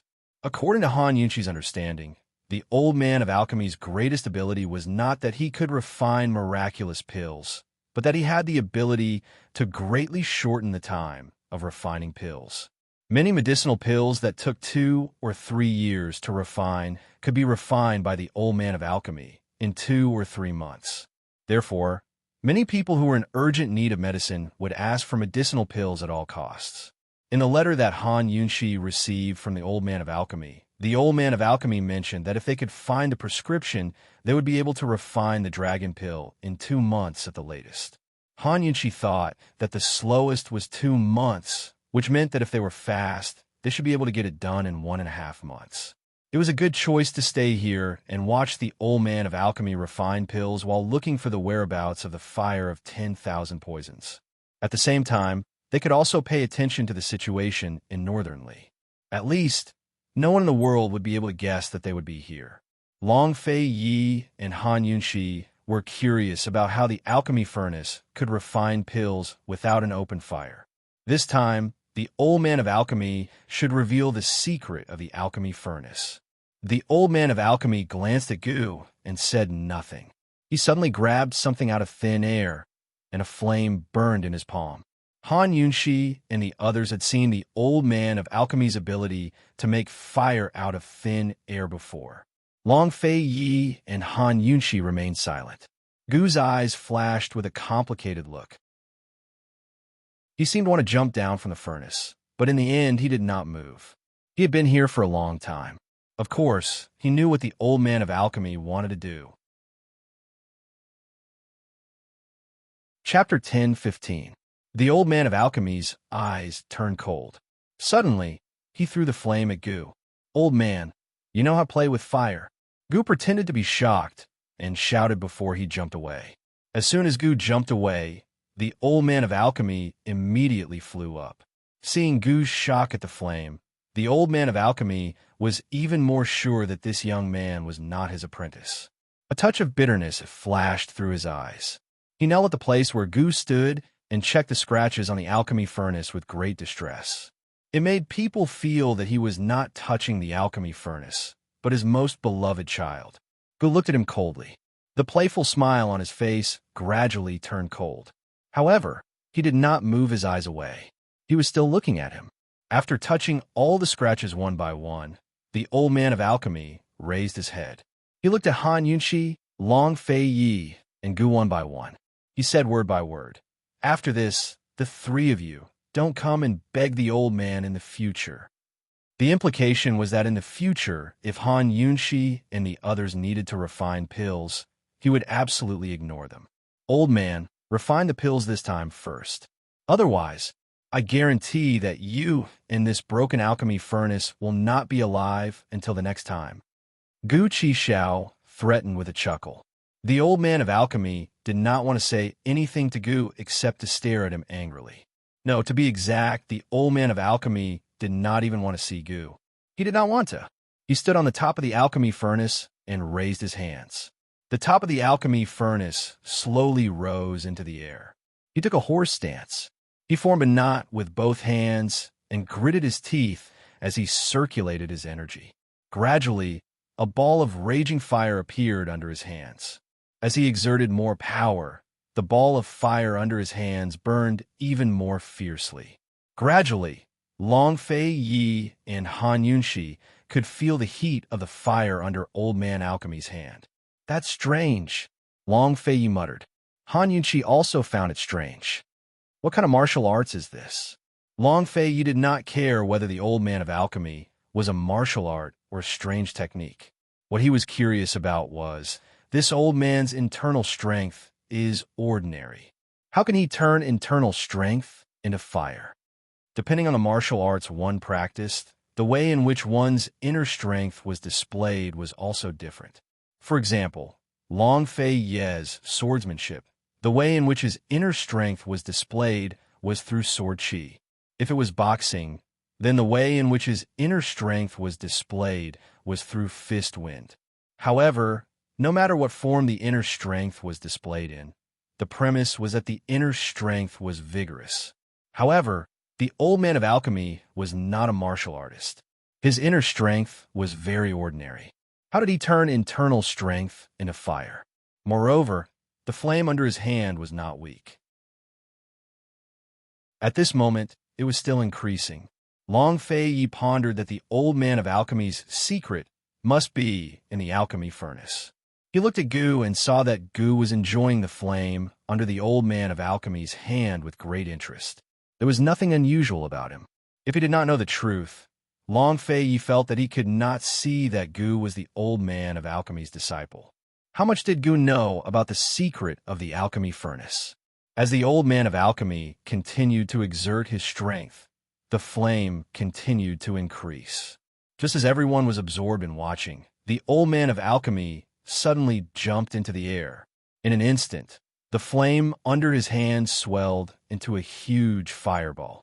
The fireball seemed to be filled with air as it continued to expand. It gave people a feeling that it would explode at any time. How destructive would the explosion of this fireball be? Long Fei became alert and pulled Han Yunqi's hand. However, Gu leaned against the wall, casually, and looked up as if he was enjoying the fireworks. He even smiled slightly. Although from Gu's performance, the big fireball would not be dangerous, Long Fei was still cautious and did not let go of Han Yunqi's hand. Sure enough, the big fireball did not explode. Instead, under the guidance of the old man of alchemy, it slowly turned into a fire dragon and flowed backward into the alchemy furnace from top to bottom. When all the flame flowed into the alchemy furnace, the lid of the furnace that was suspended in the air suddenly fell down, making a loud noise that hurt people's ears. Han Yunqi kept staring into the furnace. Looking through the hollow furnace door and furnace window, she did not see a trace of fire. In other words, after the huge fireball flowed into the alchemy furnace, the fire was all gone. Extinguished? Long Fei, where's the fire? Han Yunqi asked. Long Fei stared at the second and third layers of the alchemy furnace. The medicinal juice and dregs were placed in these two layers. He clearly felt that the flow of fire turned into a force and flowed to the second and third layers. There seemed to be a force that was gradually activated in the second and third layers and gradually became stronger. The fire should be there. As soon as Long Fei finished speaking, the second and third layers of the alchemy furnace suddenly lit up. Through the cracks of the carvings, they could faintly see the raging fire in the furnace. However, this scene only lasted for a moment. Before Han Yunqi and Long Fei could see the fire clearly, the fire on the second and third layers was extinguished. The old man of alchemy jumped down from the top of the alchemy furnace and said cold words. If you want to wait here or outside, it's up to you. The furnace can only be opened after 5 years. It said that there are 5 dragon pill, but the old man can't guarantee how many pills can be refined in the end. The old man can only guarantee that at least 1 pill can be refined for you to bring back to save people. As the old man of alchemy spoke, he walked to the side and sat cross-legged on the praying mat to rest. Han Yunqi looked at Long Fei and then looked at Gu. They were a little dumbfounded. 5 years? What kind of joke was this? Didn't the letter say that it would take at least 2 months? If it took 5 years, they might as well continue to look for the dragon pill. Why spend so much effort on refining the pill? Old man, you won't cry until you see the coffin, right? Gu walked over step by step. If I could wait that long, why would I look for you? Although the dragon pill was rare, according to the normal refining method, it would take 5 years. Even with such a large furnace, it would still take 5 years to refine. Did the old man of alchemy really think that they were amateurs? The old man of alchemy ignored him and looked at Han Yunqi. He said seriously, "Girl, according to the amount of snow wine you control, it will take 10 years to refine the dragon pill. With the power of the old man's furnace, it will take at least 5 years. Today, if you destroy the old man's furnace, the old man guarantees that no one in the world will be able to refine the dragon pill in 5 years. The old man of alchemy's attitude didn't seem like he was lying. Han Yunqi was shocked. She originally thought that the old man of alchemy wanted to use this opportunity to restrain Gu Beiwei and threaten them. She didn't expect that the amount of snow wine would affect the time of refining the pill. So, just now, she personally came to help the medicinal pill's old man. In fact, the medicinal pill's old man set a trap for her to jump in. What if we use your measurement? Han Yunqi asked. According to the old man's measurement, it will only take 1.5 months. However, the person who takes this pill will be addicted to alcohol. He must take the antidote regularly for 3 years to relieve his alcohol addiction. The old man of alchemy said seriously, the dragon pill can help people recover their internal strength. It is a heaven-defying action, so naturally, there will be restrictions. Even if you find a finished product, you will still be poisoned after taking it. The result of the poisoning was exactly the same as Han Yunqi's judgment. Han Yunqi immediately became angry. Old man, why didn't you say so earlier? Once Gu Bu's internal strength recovered, his vitality would also recover. As long as his vitality recovered, his foundation could be consolidated. It would be beneficial to Gu Bu's body. Although the poison of alcohol addiction would damage the body, no matter how much damage it would cause, it would not be as serious as the loss of vitality for 5 years. No matter what, it was worth it to recover his internal strength and get addicted to alcohol. You didn't ask. Hee, you were the one who made the dosage of the snow wine. Who's to blame? The old man of alchemy sneered. You. Han Yuqi was angry. If she had asked just now, would the old man of alchemy tell her so much? Would he tell the truth? The old man of alchemy clearly knew that she could see the poison, so he did it deliberately. If the old man of alchemy sincerely wanted to tell them the truth, he should have told them the truth when she adjusted the dosage of the snow wine. He should have told them the truth and let them make a choice, right? Long Fei Ye's face had already darkened, and Gu also slowly narrowed his eyes. I still have snow wine here. I'll remake the raw materials immediately, Han Yuqi said seriously. The old man of alchemy laughed. You're too late. Once the furnace layer is closed, no one can change it until the medicinal pills are refined. Change to other furnace layers, Gu said angrily. Hee, the other furnace layers are all full. It will take 3 years to refine one layer. You can wait patiently. The old man of alchemy finally got his revenge. He laughed heartily. Are you playing with us? Long Fei Yi said coldly.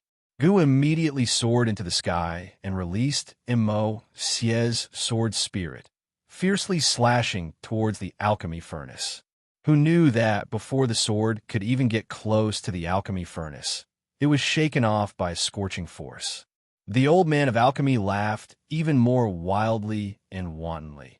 Once the celestial fire Qian furnace is full, not to mention your Immerse's sword spirit, even the Ganjiang treasure sword won't be able to hurt it. You just wait and see. Celestial fire Qian furnace? When Han Yunxi heard this name, her first reaction was that these furnaces were a pair.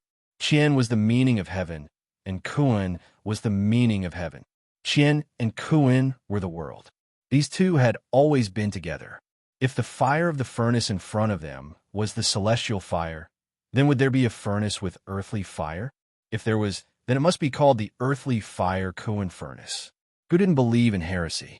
He released Immerse's sword spirit and slashed with all his strength. However, no matter how hard he tried, he couldn't do anything to the earthly fire Kuan furnace.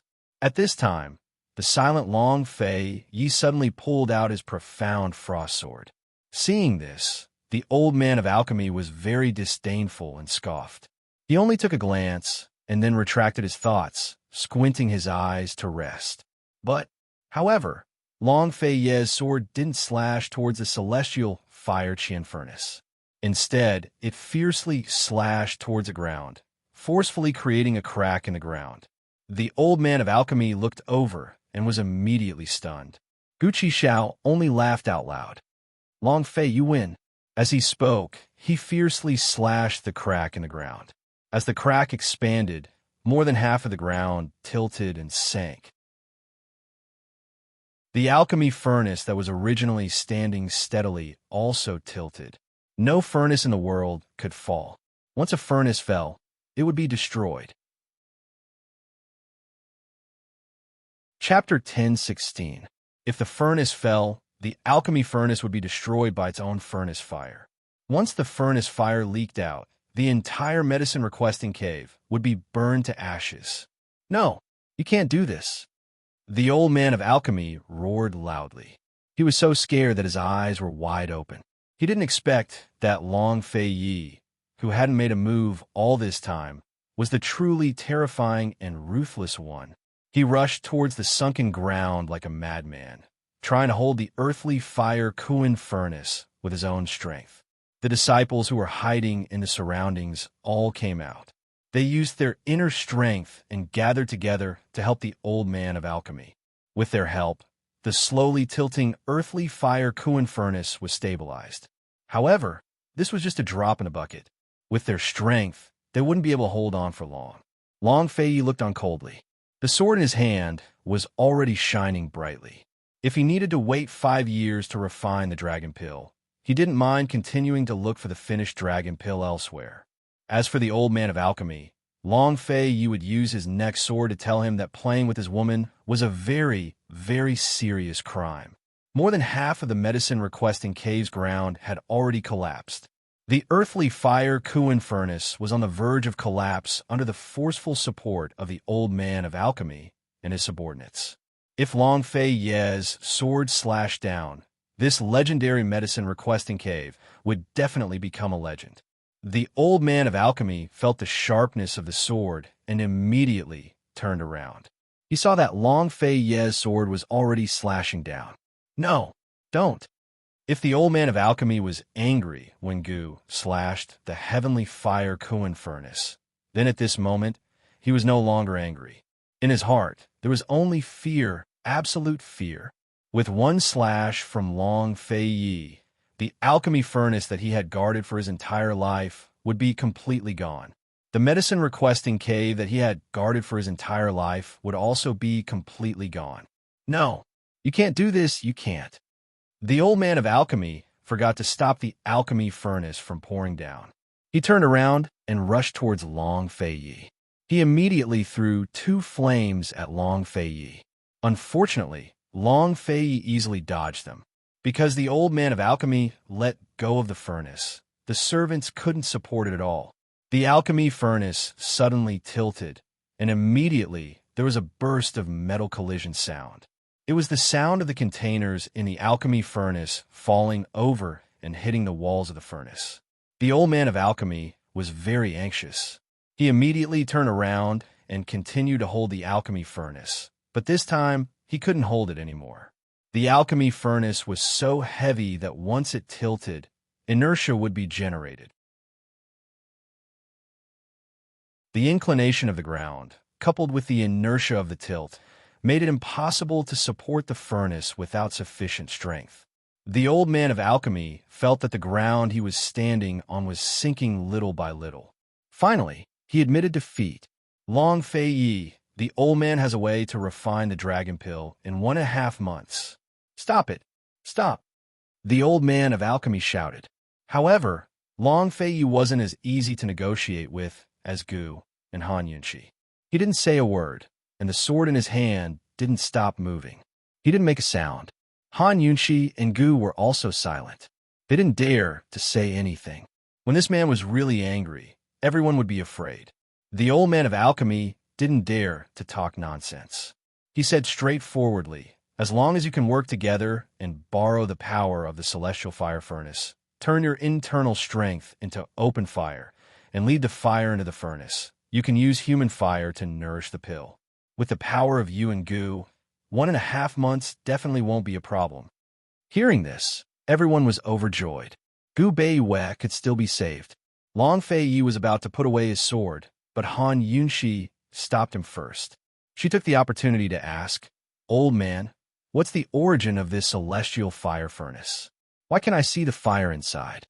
Although the old man of alchemy really wanted to wait for this group of people to straighten the furnace first before answering their questions, he didn't dare to talk about conditions.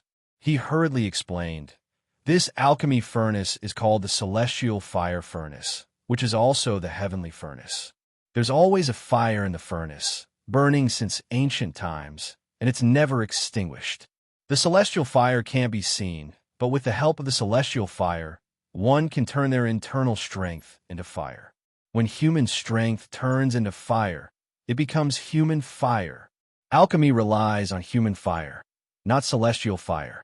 However, celestial fire can help human fire. As long as human strength is turned into fire, more human fire can be introduced, and more celestial fire can help." The old man of alchemy couldn't hold on any longer. He shouted, "Quickly come over and help. If this furnace really collapses, you really won't be able to get back the dragon pill." However, Han Yunqi still didn't allow Long Fei Yi and Gu to move. She continued to ask, "Since there's a celestial fire furnace, is there an earth fire furnace?" Ever since they started looking for the fire of 10,000 poisons, Han Yunqi paid special attention to all kinds of fire sources. The alchemy furnace in the medicine requesting cave was very strange, but it was ruled out by her very early on. Firstly, she personally came to see it and didn't find any traces of poison. Secondly, if the fire in this furnace was the fire of 10,000 poisons, then wouldn't the medicinal pills that had been refined for hundreds of years all be poisonous?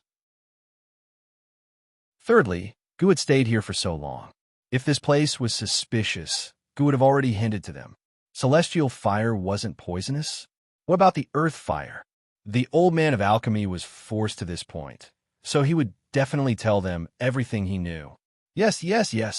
That furnace is called the earthly fire Kuan furnace, and it's a pair with the celestial fire Qian furnace. Celestial fire helps human fire, while earthly fire helps ghost fire. Pills refined from human fire are medicinal pills that can save people. Pills refined from ghost fire are poisonous pills that can harm people. Han Yunxi immediately became excited when she heard this. She turned around and looked at Long Fei Yi. Could it be the fire of 10,000 poisons? It's very likely. Long Fei Yi was overjoyed. If they could find clues about the fire of 10,000 poisons by searching for medicinal pills, then they wouldn't lose out this time. Who was also very excited. He immediately asked the old man of alchemy, "Old man, how does ghost fire refine poison pills? Is it refined with poison, or is there another way?" The old man of alchemy's feet sank into the pit. His face was bright red from the heat of the furnace, and he was about to cry. The old man doesn't know. The old man has never seen the earthly fire Kuan furnace either. The old man only knows this much. The old man begs you, quickly come and help.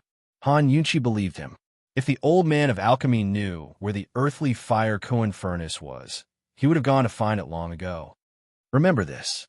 When we return, ask Su Donglin to immediately send someone to inquire about it. When Han Yunxi put down her hand, Long Fei Yi didn't withdraw his sword. Instead, he continued to swing it down fiercely. What's wrong with him? Everyone was stunned, except for Han Yunxi. Han Yunxi watched calmly. She watched as Long Fei Ye's sword aura was like a rainbow. The sword aura could topple mountains and overturn seas. It didn't hurt a single person, nor did it hit the ground. Instead, it shook the heavenly fire Kuan furnace. This shake actually bounced the tilted heavenly fire Kuan furnace up. After that, Long Fei Yi flew up and swung his long whip around the heavenly fire Kuan furnace's body. He pulled it fiercely, causing the entire furnace to sink. The heavenly fire Kuan furnace was straightened and sank. Although it caused the ground under its feet to collapse, the heavenly fire Kuan furnace was finally able to stand firm. Long Fei Yi was expressionless. He withdrew his whip and returned to Han Yunxi's side. However, everyone was still in a daze. Just now, they didn't understand what Long Fei Yi wanted to do, but now, they were shocked by Long Fei Ye's profound internal strength. Gu was once again impressed by Long Fei Yi. Could Long Fei Ye's current strength be able to contend with the three venerables from Tianshan Kenzo?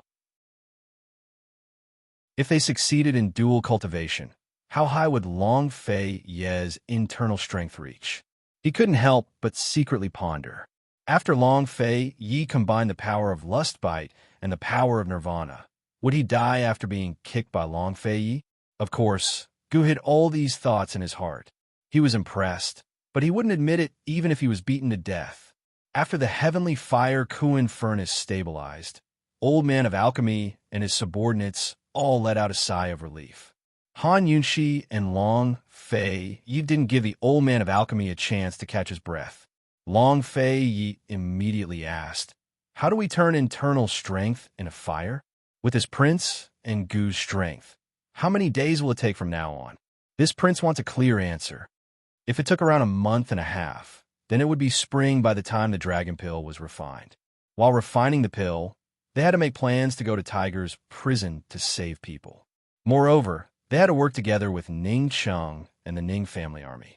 They had to officially join hands and send troops north. Before sending troops north, there was another very important matter, and that was how to guard against Bai Yanqing. With the current situation in Cloud Realm, as long as the Western Qin sincerely cooperated, Long Fei Yi believed that Bai Yanqing wouldn't be able to stir up any big waves. They would only guard against Bai Yanqing when it came to their personal safety. This 1.5 months was very crucial. Long Fei Yi had to have a precise time plan. The old man of alchemy was deeply threatened by Gu, but he was deeply impressed by Long Fei Yi. Although he and Han Yunxi had exchanged a few letters, and he knew that their current strength and influence were completely different from when they came to ask for medicine, he never thought that Long Fei Yi's martial arts would improve so quickly. The old man of alchemy replied very honestly, "With your internal strength, it's completely unnecessary to work together with Gu." Come up with the old man. Long Fei Yi immediately flew up to the top of the alchemy furnace with the old man of medicinal pills. Gu remained expressionless for a long time before his eyes slowly turned to look at the top of the alchemy furnace. Gu Qixiao's eye-rolling expression almost made Han Yunxi laugh out loud from the sidelines. Han Yunxi had always only used her martial arts when she was dual cultivating with Long Fei Yi. They hadn't stopped cultivating on the way from Qingchuan Water City to Medicine City. She didn't know what level her internal strength was at now. Still, she had a vague feeling that she could beat Gu Qixiao in a fight. Han Yunxi didn't know that even if she didn't know any martial arts, she could still beat Gu. Gu would never make a move against her in this lifetime. Han Yunxi and Long Fei Yi had been dual cultivating for more than 2 months now. She only hoped that in less than a month, everything would go smoothly. On top of the alchemy furnace, the old man of alchemy explained while demonstrating how Long Fei Yi could borrow the power of the heavenly fire to turn his internal strength into fire. For a martial arts genius like Long Fei Yi, the old man of alchemy only needed to demonstrate once before he understood. With a light press of his hands, the lid of the furnace flew up. The fireballs under Long Fei Yi's hands gradually grew bigger. The heat waves of the fireballs were far hotter than the ones used by the old man of alchemy. This was the first time the old man of alchemy had seen such a martial arts genius. For a moment, he forgot the previous unhappiness and laughed crazily. Not bad, not bad. Keep it like this for 3 days and 3 nights. Don't stop. Otherwise, before the old man of alchemy could finish his words, Han Yunxi was shocked. Don't stop? Why? If it didn't stop, what about their dual cultivation? Chapter 10:17. The old man of alchemy actually wanted the Long Fei Yi to maintain it for 3 days and 3 nights? Then what about his dual cultivation with Han Yunxi? Before Han Yunxi and the Long Fei Yi could say anything, Gu roared, "Old thing, what tricks are you playing now? What if you don't maintain it for 3 days and 3 nights? When the old man of alchemy had just transformed his internal energy into fire, didn't he only maintain it for a short while? Why should the Long Fei Yi maintain it for 3 days and 3 nights? Different cultivation methods. He, the old man, is also helping you. The cultivation method he just learned has twice the effect with half the effort. If he maintains it for 3 days and 3 nights, there's a chance to transform into the 9 Lotus Raging Fire. Once the 9 Lotus Raging Fire is transformed, you can take back the dragon pill in about a month." The old man of alchemy said and coldly snorted, "After you take back the dragon pill, you should leave as soon as possible." The old man of alchemy now only had one thought, and that was to quickly refine the returning dragon cave and quickly send this group of plague gods away. "I'm asking you, otherwise what?" Han Yunxi suddenly snapped. She was concerned about the consequences if the Long Fei didn't maintain it for 3 days and 3 nights. Otherwise, he'll be counterattacked by the power of the celestial fire Qian furnace. The old man of alchemy said very casually. He didn't even know what kind of big mistake he had made. He said lightly, "It's only 3 days. With his internal energy, it's as easy as turning over his hand. What's the consequence of being counterattacked?" The Long Fei Yi's tone was cold and calm. "The power of the celestial fire Qian furnace is the power of the heavenly fire. It's the power of the heavens. The consequence of being counterattacked. What do you think?" The old man of alchemy stroked his beard indifferently. "Don't worry. Just treat it as losing some internal energy. 3 days will pass very quickly. The old man of alchemy smiled, but Long Fei Yi, Han Yunxi, and Gu were all silent. They all stared at the old man of alchemy without saying a word. Gradually, the old man of alchemy realized that something was wrong with them. He looked at them suspiciously and was about to ask. Gu suddenly burst out cursing. "You're fucking asking for a beating." After he finished speaking, he leaped up to the top of alchemy cauldron. Although she was of alchemy, she was slower of alchemy furnace. She caught of alchemy furnace. She caught of alchemy alchemist, was of alchemy alchemy all a lot. Her movements were faster and more ruthless than Gu's. She grabbed the old man of alchemy's collar and roared. "Who told you to act on your own initiative? You're courting death." The power of the heavenly fire was the power of the heavens.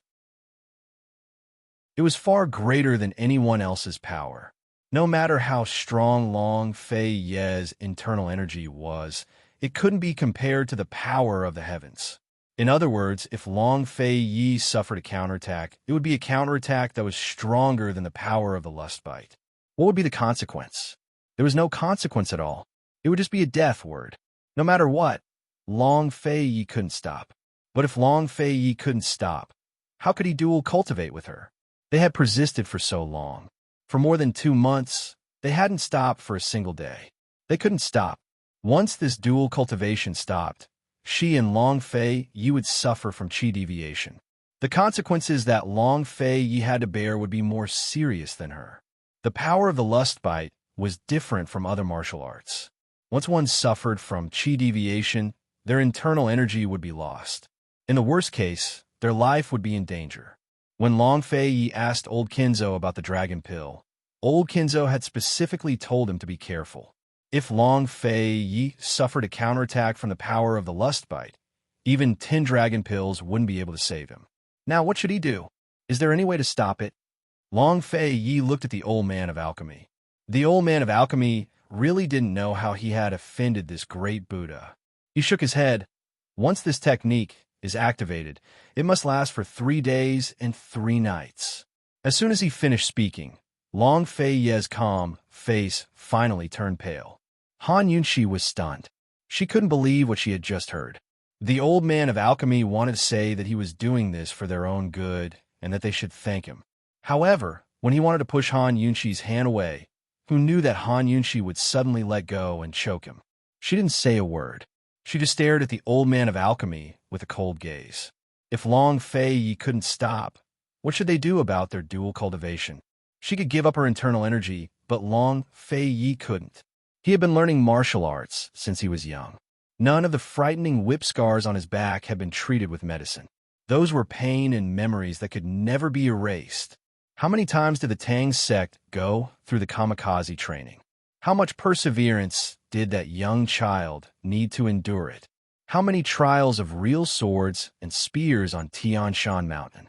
Swords and sabers were merciless. How much effort did that frail youth need to put in to endure it? He had an extraordinary background and was born with a noble bloodline. However, everything he had wasn't something he was born with, especially with his martial arts. How could he give it up just like that? How could it be gone just like that? Even if it was her internal energy, it was still his. How could it be gone just like that? For the past 2 months, every night, no matter how tired they were, they never stopped dual cultivation. They cherished this hard-earned internal energy so much, especially her. Every time after dual cultivation, he would rub her bangs and smile at her. How happy and proud was he to see her internal energy improving day by day. Moreover, even if they were willing to part with their martial arts, they would still suffer from qi deviation. Their lives would be in danger. Regardless of whether they persevered or gave up, it was a dead end. There was no choice at all. What should they do? What to do? The sudden turn of events didn't make Han Yunxi panic, but made Han Yunxi's heart ache. Who told you to act on your own? Who told you to act on your own? Who told you to act on your own? Han Yunxi choked old man of alchemy as she questioned him over and over again. She was as stubborn as a child, determined to get an answer. Old man of alchemy struggled with all his might, only to discover that Han Yunxi's grip was too strong for him to break free. Old Man of Alchemy began to feel afraid. The Han Yunshi in front of him seemed like a completely different person, like a stranger to him. On one side, Long Fei's face was ashen white, his gaze so deep that it was impossible to tell what he was thinking. Gu was silent as well, his gaze complicated.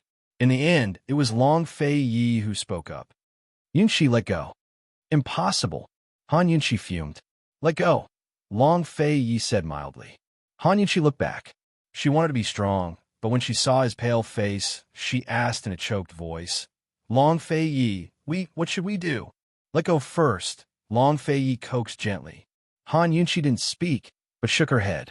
Be good, trust me, Long Fei Yi said gently. Han Yunshi looked at him for a long time before viciously shaking off Old Man of Alchemy. Old Man of Alchemy almost fell off the top of the alchemy furnace. He greedily sucked in a few deep breaths before he finally recovered. He was angry as well. What do you mean by this? Old Man of Alchemy is helping you save time. No one wanted to explain things to Old Man of Alchemy. Long Fei Yi asked, what are the consequences of being bitten by celestial fire? Death. Old Man of Alchemy was very straightforward. How do you die? Long Fei Yi asked again. Long Fei Yi, what are you planning to do? Han Yunshi was anxious. Gu was anxious as well. Long Fei Yi, are you crazy? Old Man of Alchemy was truly at a loss. What are you planning to do? Isn't it just 3 days? Before he could finish, the calm Long Fei Yi suddenly shouted, Answer me. His voice was so cold that it froze the hot air around them. Old Man of Alchemy was intimidated and muttered, The celestial fire will seep into the internal organs and burn them. Enough. Long Fei Yi interrupted. He lowered his eyes and suddenly soared into the air. As he soared into the air, the flame under his hand suddenly flared up and expanded into a huge fireball. Clang! With a loud sound, the lid of the celestial fire Qian furnace was suddenly lifted by a powerful force. Han Yunshi, Gu, and Medicine Hut Old Man were all blown away by the heat wave and hovered in the air around them. Long Fei Yi, what are you doing? You're crazy. Han Yunshi wanted to chase after him, but unfortunately, the flame of the fireball was too strong. She couldn't get close enough to stop it. He and Long Fei Yi were both calm people, but who was calmer than the other? Han Yunshi was on the verge of collapse, but she still knew that both choices were dead ends. However, they still had to choose to break off the dual cultivation and give up everything. At least if they chose to break off the dual cultivation, they still had a chance to live. If Long Fei Yi chose to break off the transforming technique in a fire, then only death would await them. Han Yunshi always believed that Long Fei Yi was calmer than her. But what happened to him now? He actually chose the path of death. Long Fei Yi, answer me. What are you trying to do? Long Fei Yi, at worst, will stop the dual cultivation. At worst, we'll lose everything. So what? Long Fei Yi, what's wrong with you? You'll die. Han Yunshi kept questioning him loudly. Gu was also shocked, but he and Han Yunshi were the same. They couldn't get close to Long Fei Yi. Don't worry, I won't die, Long Fei Yi replied loudly. He planned to take a gamble and use all his internal energy to resist the power of the celestial fire. He knew that the power of the celestial fire couldn't be resisted, but at least it could be reduced. As long as it was reduced, he would have a chance to resist it. It wasn't that he wasn't calm, but he was too calm. The dual cultivation of the lustbite power was more dangerous in the later stages. If he stopped at this time, he would lose all his internal energy and would definitely go berserk. The possibility of his life being in danger was very high. In fact, both choices were the same.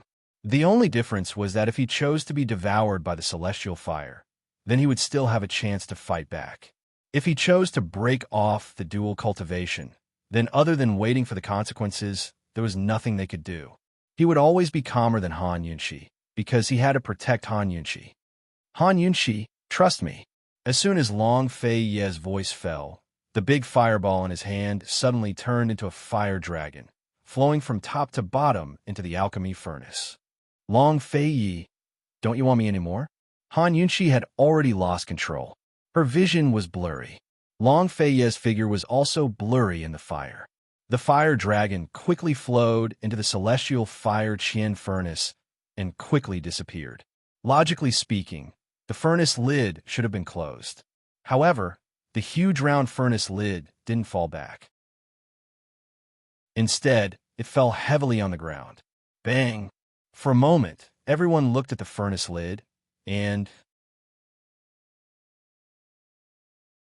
Chapter 10:18. Everyone looked at the lid of the furnace that had fallen to the ground. Suddenly, a strong heat wave rushed out from the furnace, directly attacking Long Fei Yi. Han Yunxi and Gu, who were at the side, were immediately blasted away by the heat wave. Both of them were blasted to the wall of the cave and spat out blood. They were just outsiders, but they were also affected by the impact. What about Long Fei Yi? The heat wave struck Long Fei Yi at lightning speed. Long Fei Yi was hit ruthlessly, and his entire body flew backwards, crashing into the cave wall like Han Yunxi and Gu. But unlike Han Yunxi and Gu, who fell down, Long Fei Yi's entire body sunk into the cave wall and kept retreating. In the end, the entire wall behind him cracked. Long Fei Yi was like being stared at by a broken hole in the wall. Blood flowed out of his 7 orifices. The power of the heavenly fire continued to surge out from the heavenly fire Qian furnace and towards Long Fei Yi. Very quickly, he spat out a large mouthful of blood. No! Han Yunxi cried loudly. She crawled up from the ground and immediately flew over. But she could not get close to the heat wave. The heat wave was colorless and formless, but it was extremely hot and terrifying. She had just gotten close when she was immediately blasted back. No, I don't want it. No. Han Yunxi kept getting closer like crazy, but she kept getting destroyed by the counterattack. Gu anxiously crawled up and pulled her. Calm down. Calm down. Gu urged loudly. At this time, Long Fei Yi began to resist. He crossed his hands and placed them on his dantian. His face was pale and cold. The power of the lust bite gradually erupted from his body, resisting the power of the heavenly fire that was pouring into his body. Han Yunxi did not dare to make sound. She looked at Long Fei Yi in a daze. She could tell that he was using the power of the lust bite to resist the power of the heavenly fire. She could feel that the two of them were competing. She waited cautiously and anxiously. Long Fei Yi had said that the lust bite power was the strongest power in the world. Since that was the case, the lust bite power might be able to contend against the heavenly fire. At this moment, the old man of alchemy regained his senses and shouted, Long Fei Yi, do you want to die? How can the power of man contend against the power of heaven? No matter how strong the lust bite power was, it was still the power of a human. How could humans fight against the heavens? What's more, Long Fei Yi's lust bite power was not completely refined. Sure enough, Long Fei Yi's lust bite power suddenly dissipated, and the heavenly fire that had been accumulating all rushed towards Long Fei Yi's abdomen. Long Fei Yi's abdomen suddenly caved in as if he had been punched hard. The cracked cave wall behind him suddenly shattered and collapsed. Long Fei Yi! Han Yunxi shouted and struggled free from Gu's hand and flew over. The cave wall shattered and large rocks fell. Long Fei Yi's body was like a kite with a broken string. He fell down from the rubble and crashed onto the ground. He was sprawled on the ground, motionless. It was unsettling. Han Yunxi was so flustered that her entire body was trembling. She could not even call out his name. She landed at the side and ran forward like a madwoman. She did not even bother to stand up after falling down. She anxiously crawled forward and reached out to grab Long Fei Yi. But just as she was about to touch Long Fei Yi's fingers, the heavenly fire suddenly enveloped Long Fei Yi's entire body. In that instant, Han Yunxi was fiercely repelled by the heavenly fire and flew to the side. Poison lass! Gu ran over and was about to help her up when he was stunned. Han Yunxi's hand looked as if it had been burned by a raging fire. Her entire arm was bright red and had many large blisters. Some parts even had ulcers. Han Yunxi also stared blankly at her own arm. She was dumbfounded, but she quickly looked at Long Fei Yi, who was sprawled on the ground some distance away. Her hand had only come a little closer, and it was already burned to such a state. What more Long Fei Yi, who was completely enveloped by the heavenly fire? Han Yunshi wanted to call out his name. She wanted to wake him up and ask him to raise his head to look at her. But no matter how she opened her mouth, no sound came out. Just like that, tears streamed down her face without a sound. Han Yunshi's sky had collapsed. Soon, they saw the flames. The red flames started to burn from the corner of Long Fei Ye's clothes and gradually spread to his body. Although the speed was not fast, it was enough to make one feel despair. When Han Yunshi's tears fell on Gu's hand, Gu regained his senses. He suddenly grabbed Old Man of Alchemy and flew onto the big furnace. He did not know if this method would work, but he was going all out. This was the only method he could think of. No matter what, he had to give it a try. Teach me that martial art, quick, Gu said sternly. What are you trying to do? What are you trying to do? Old Man of Alchemy was frightened by Long Fei Ye's miserable state. He knew very well that if anything happened to Long Fei Yi, Han Yunshi would definitely not let anyone from the alchemy furnace off. Hurry! Gu Qishao shouted. Pill Furnace Master quickly did the same as before, allowing Gu Qishao to learn as soon as he learned. Soon enough, he transformed his internal energy into fire. He suddenly soared into the air and used all of his internal energy. He even used the power of Immerse's sword spirit. The flame under his hand suddenly grew larger, turning into a fire dragon, and poured into the cauldron at lightning speed. The fire disappeared, and everything was calm. Gu's beautiful face was so serious that it was frightening. He stared at the mouth of the furnace and waited. He thought that if he stopped turning his internal energy into fire, he would also receive the backlash of the heavenly fire. Then, would he be able to share the power of the heavenly fire on Long Fei Yi? The power of the heavenly fire in the furnace should be constant. As long as he shared the burden, Long Fei Yi would have less. Gu Qishao had no idea whether his idea would work or not. He simply waited and waited anxiously. However, as time passed, he still couldn't feel the power of the heavenly fire. Could it be that he was wrong? He looked at Han Yunshi and saw that Han Yunshi tried to get closer to Long Fei Yi again and again. However, she was blasted away again and again. The flames on Long Fei Yi's body had already reached his legs. What should I do? What should I do? Gu was so anxious that his eyes turned red. Seeing his beloved poison lass in such a sorry state and her hands burned by the heat, his heart ached so much that he couldn't breathe. He wanted to slap himself. He should have come to the medicine-requesting cave to ask his master for medicinal pills. If he had come here himself, none of this would have happened. He shouted, Long Fei Yi, hang in there. If you die, I will bully. Poison lass. Before he could say those 3 words, a strong wave of heat rushed over from Long Fei Yi's side. Gu didn't expect this and was sent flying. It was similar to Long Fei Yi's situation.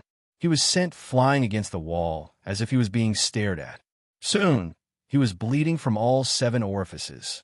He touched the blood at the corner of his eyes and was stunned for a moment before he smiled. That terrifying face with blood stains blossomed into a brilliant smile. Blood and smile mixed together on his face. Terror and beauty merged into one. Because of his brilliant smile, there was an indescribable beauty. Gu's guess was right. He had succeeded. The heat wave surged like a formless but powerful force, unceasingly striking his body. His internal organs, along with the impact of this force, felt the burning sensation become stronger and stronger. Gradually, his internal organs seemed to be on fire. It was an extremely uncomfortable and painful burning sensation. But Gu Qishao's laughter only grew louder and happier. Ha ha, Poison Lass, look. I did it. I did it. Poison Lass, Long Fei Yi can be saved. He can be saved. Gu shouted crazily. When he lowered his head to look, he saw Han Yunshi looking at him in shock. He suddenly became gentle. Poison Lass, be good. Don't cry, all right? Chi brother promises you that Long Fei Yi will not die. He definitely won't. Once he said that, all of a sudden, the heavenly fire on Long Fei Yi's side gathered around him. It was as if a storm was brewing in the cave. What was going on? Long Fei Yi laid on the ground. He used all his strength to use the lust bite power to protect his internal organs and a few of his vital acupoints. He was even prepared to cripple his legs to save his life. However, the power of the heavenly fire that had been added to his body suddenly dissipated, and soon it was all gone. Was the backlash over? How could it be so simple? Long Fei Yi endured the burning pain and internal injuries in his legs and crawled up. However, he quickly felt that something was wrong. He hurriedly looked to his right and realized that the heavenly fire had all gathered in the air on his right, in front of Gu. How could this be? What did this guy do? Han Yunqi also did not know why this happened. She then realized that the heavenly fire on Long Fei Yi's body was gone. She hurriedly ran towards Long Fei Yi. But before he could speak, all of the celestial fire in the air surged towards Gu Qixiao. If Long Fei's recoil just then had been unending and increasing in intensity, then Long Fei's current condition had been completely different. Then, at this moment, Gu's backlash was just one, and it was extremely fierce. This power seemed to be unstoppable and destroyed half of the medicine-requesting cave. Gu's flirtatious red figure was drowned in the flying rocks. Gu, Long Fei Yi, and Han Yunqi shouted at the same time and hurriedly chased after Gu. They saw that he had fallen into the ruins. His luxurious and beautiful red clothes were on fire everywhere. It was as if poppies had bloomed on his red robes. The fire on his body burned much faster than Long Fei Yi's. Gu's guess was correct. He could accept the backlash and help Long Fei share the burden of the lust bite energy. However, when Long Fei Yi transformed his energy into fire, he was only trying and did not use much of his internal energy. Therefore, the backlash that Long Fei Yi received was continuous and gradually increasing. However, he used all his strength and even used the power of Immerse's sword spirit. He used far more energy than Long Fei Yi, so the backlash he received was naturally greater than Long Fei Yi's. He gave his all, so he had to bear everything. Han Yunqi and Long Fei Yi were stunned. At this moment, Long Fei Yi had forgotten about Gu's immortal body and was also anxious. Gu did not have the power of the lust bite. With his little bit of internal energy, he was unable to contend against the power of the heavenly fire. He did not even have the chance to work hard. He was definitely going to die. Suddenly, all the small flames on Gu's body gathered and gathered at his abdomen, turning into a huge flame. In an instant, it spread all over his body. The fire burned through every part of Gu's body. Long Fei Yi, save him. Save him. Han Yunqi struggled free from Long Fei Yi's hand and turned to leave. If Gu could use the method of accepting the backlash to help Long Fei Yi share the power of the heavenly fire, then they could also use the same method. Long Fei Yi also wanted to leave. However, Gu raised his head from the raging flames. He said, Chapter 1019.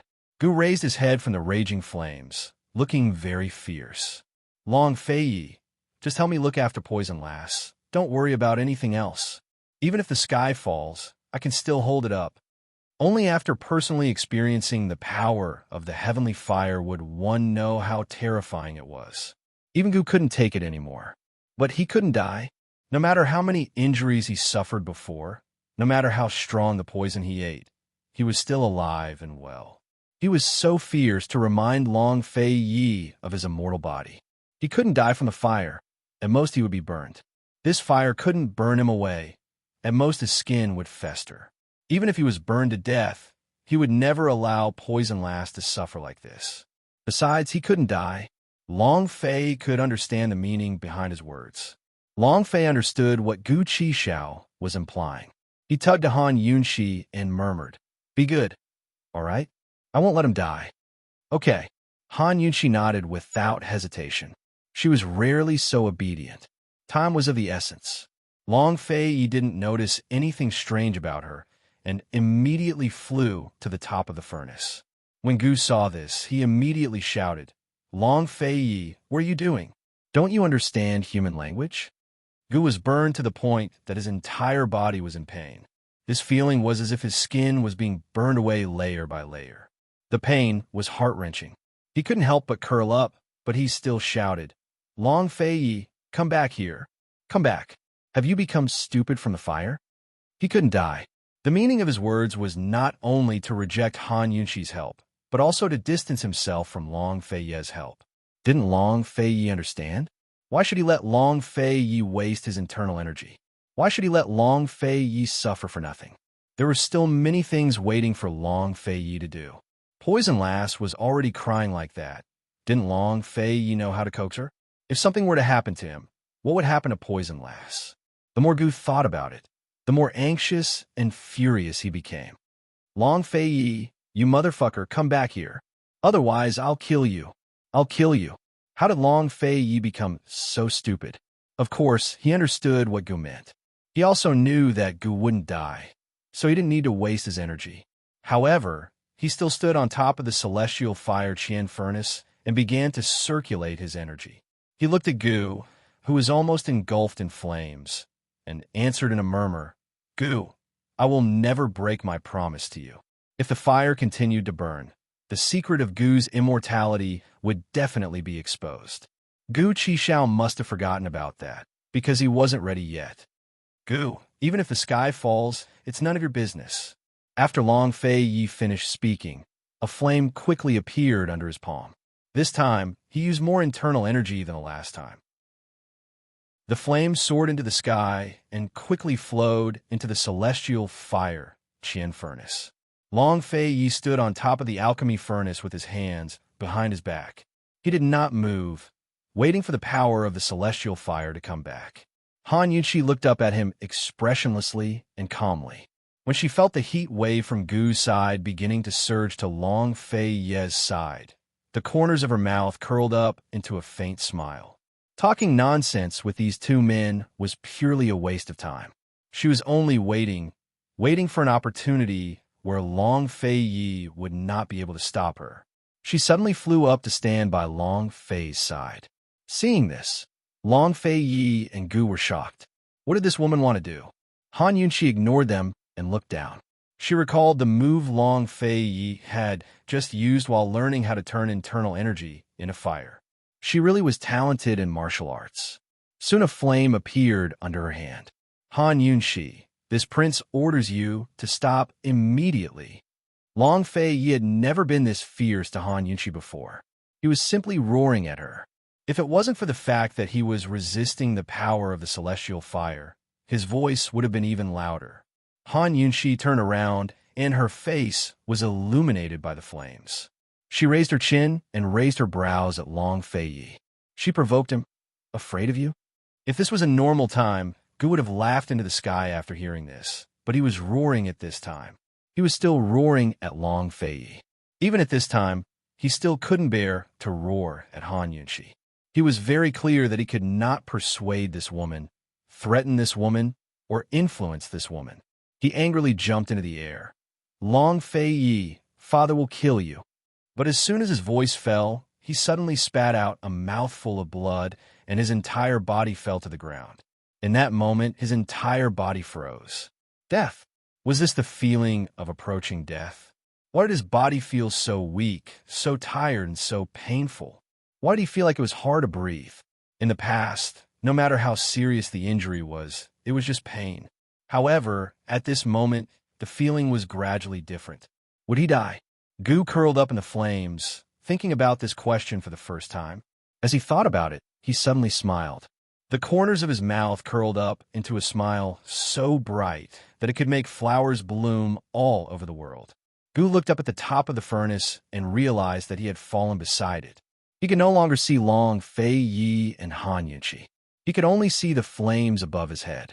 In the flames, Gu furrowed his brows and tried to circulate his energy so that he could block the power of the heavenly fire, so that he would not be in so much pain, so that he could move, even if it was just one step. Even if it was just one more glance at Poison Lass, it would be good. Just one more glance and imprint it in his heart. Poison Lass, if there's a next life, Chi Brother will not wait for you to come again. Chi Brother will definitely look for you all over the world. He will definitely meet you first. He was clearly in so much pain, and he was clearly afraid of pain, but he could ignore all the pain and focus on moving that one step. But he couldn't move. He really couldn't move. His whole body was sprawled on the ground. His hands that were bathed in the flames scratched the ground with all his might, but he couldn't support his body. Ever since he knew that he was a monster, Gu had always wanted to die. To him, death was perhaps a rebirth. But at this moment, he suddenly regretted it. He suddenly didn't want to die. Han Yunshi, I would rather stand behind Long Fei Yi forever in this life. I would rather watch over you and your husband, watch over you and your family, watch over you as you grow old, and watch over you until you die of old age. I don't dare to hope for a next life. Poison lass, Gu muttered to himself, but his voice was so soft that even he couldn't hear it. His hands, which were scratching the ground, gradually lost their strength and dropped down. Poison lass, Chi brother likes you so much. Poison lass, do you know? Gu. Suddenly, Han Yunshi's sharp voice descended from the sky. Unknowingly, she was already in midair, looking down at Gu. Gu, hold on for me. Han Yunshi's entire body was illuminated by the flames. She was like a goddess in the flames, her magnificence filling the sky. She looked down at Gu from high above. There was no sympathy, no pity, no anxiety, only determination. All of his emotions had been replaced by this firm determination. She said, Gu Qishao, listen to me. If the sky falls, we will hold it together. You hold on for me. If you dare to die, you will bear the consequences.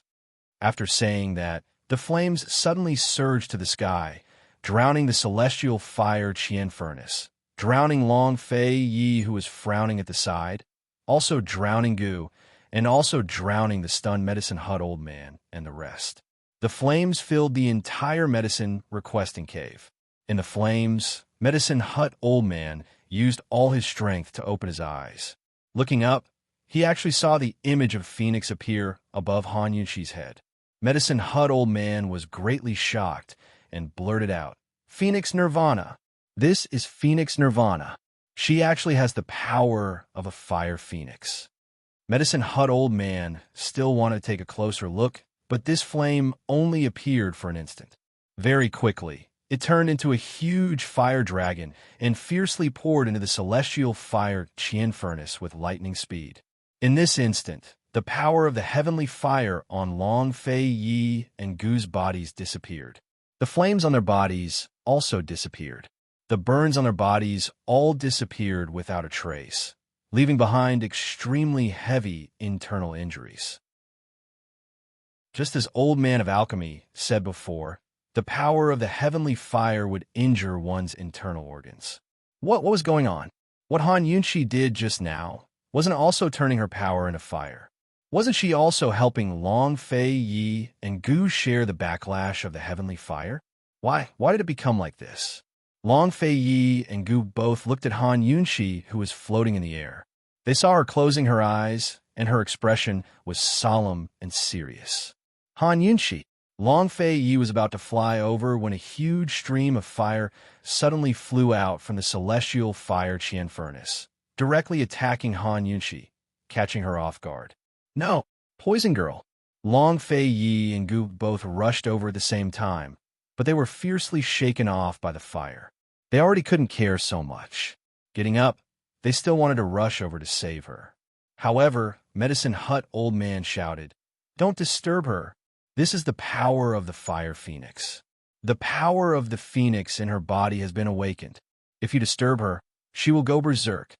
The power of the phoenix? Long Fei Yi and Gu didn't understand. They also didn't know if they should believe Old Man of Alchemy. But very soon, the flames around Han Yunshi grew brighter and brighter. Gradually, an enormous illusory image appeared behind her back, like a pair of wings slowly spreading out. Phoenix feathers, Long Fei Yi muttered, thinking of the phoenix feather birthmark on Han Yunshi's back. Soon, the shadow of the wings completely spread out. It was really phoenix feathers. Even though it was just a shadow, it gave people a noble, luxurious, and solemn feeling, making people unconsciously revere it. As the phoenix feathers spread out, They gradually saw the shadow of a phoenix slowly fly out from Han Yunqi's body. Phoenix, it's really a phoenix. Gu was in disbelief. After the phoenix completely flew out, it actually spread its wings and embraced Han Yunqi. In an instant, Han Yunqi's figure was submerged in the flames. Where is she? Long Fei Ye's face was pale. Even if he saw the power of the phoenix, he still couldn't feel at ease. If he didn't hold that woman in his hand, he would never feel at ease. How can this be? Gu was also extremely nervous. If she wants to control the power of the phoenix, she must go through the nirvana tribulation. Old Man of Alchemy stared at the ball of flames in the sky and muttered, 3 days. She needs 3 days. If she can endure it, her future will definitely be amazing. What she can't endure it? Long Fei Yi and Gu asked in unison. Old Man of Alchemy turned around and said 4 words, her corpse will be destroyed. At this moment, Long Fei Yi and Gu's sky collapsed. He had never thought that a woman would walk into his life, walk into his heart, walk hand in hand with him, fight side by side. He had never thought that there would be days when he would not be lonely in this life. He had never thought that he would have such great expectations for the future. However, he had never thought that all of this would suddenly come to nothing. Long Fei stared at Han Yunqi in silence. As he stared and stared, a trickle of blood silently trickled down from the corner of his mouth. Time was up. It was time for the dual cultivation. Gu looked at Han Yunqi without turning, not noticing the change in Long Fei Yi until the Old Man of Alchemy shouted from the side, East Qin Crown Prince, what's wrong? Gu suddenly turned around and found that Long Fei Ye's face was pale and blood was flowing from the corner of his mouth. Gu finally realized that the time for the dual cultivation was up. If they didn't immediately start the dual cultivation, Long Fei Yi would go crazy. Long Fei Yi was already like this. Then what about Han Yunqi? The lustbite energy had already begun to mess around in Long Fei Ye's organs, but Long Fei Yi ignored it. His eyes were still on Han Yunqi. His tone was calm and indifferent. Gu, we might have to hand everything over to you. Long Fei Ye's words contained too much. Not only was it about Cloud Realm Continent, it also included the life and death of many people in the future. He seemed like he wanted to say something more, but in the end, he only said 3 words, please. After he said this, he flew into the air, flying towards Han Yunqi. He could not touch Han Yunqi. He could not even approach her. He could only float in the air outside the flames, looking at her. When he saw the blood flowing from the corner of her mouth, his heart tightened. He was very clear that at this moment, what she was enduring was definitely much more than what he was enduring. He subconsciously reached out, wanting to help her wipe the blood from the corner of her mouth, but he could not get close to her. He could not touch her. He did not make a sound, but his eyes gradually turned red. At this moment, Han Yunqi was indeed enduring much more than Long Fei Yi. Not only was she enduring the internal energy backlash caused by the interruption of the dual cultivation, she was also enduring the burning of the phoenix energy. The 2 powers were churning in her organs, and her blood was running amok.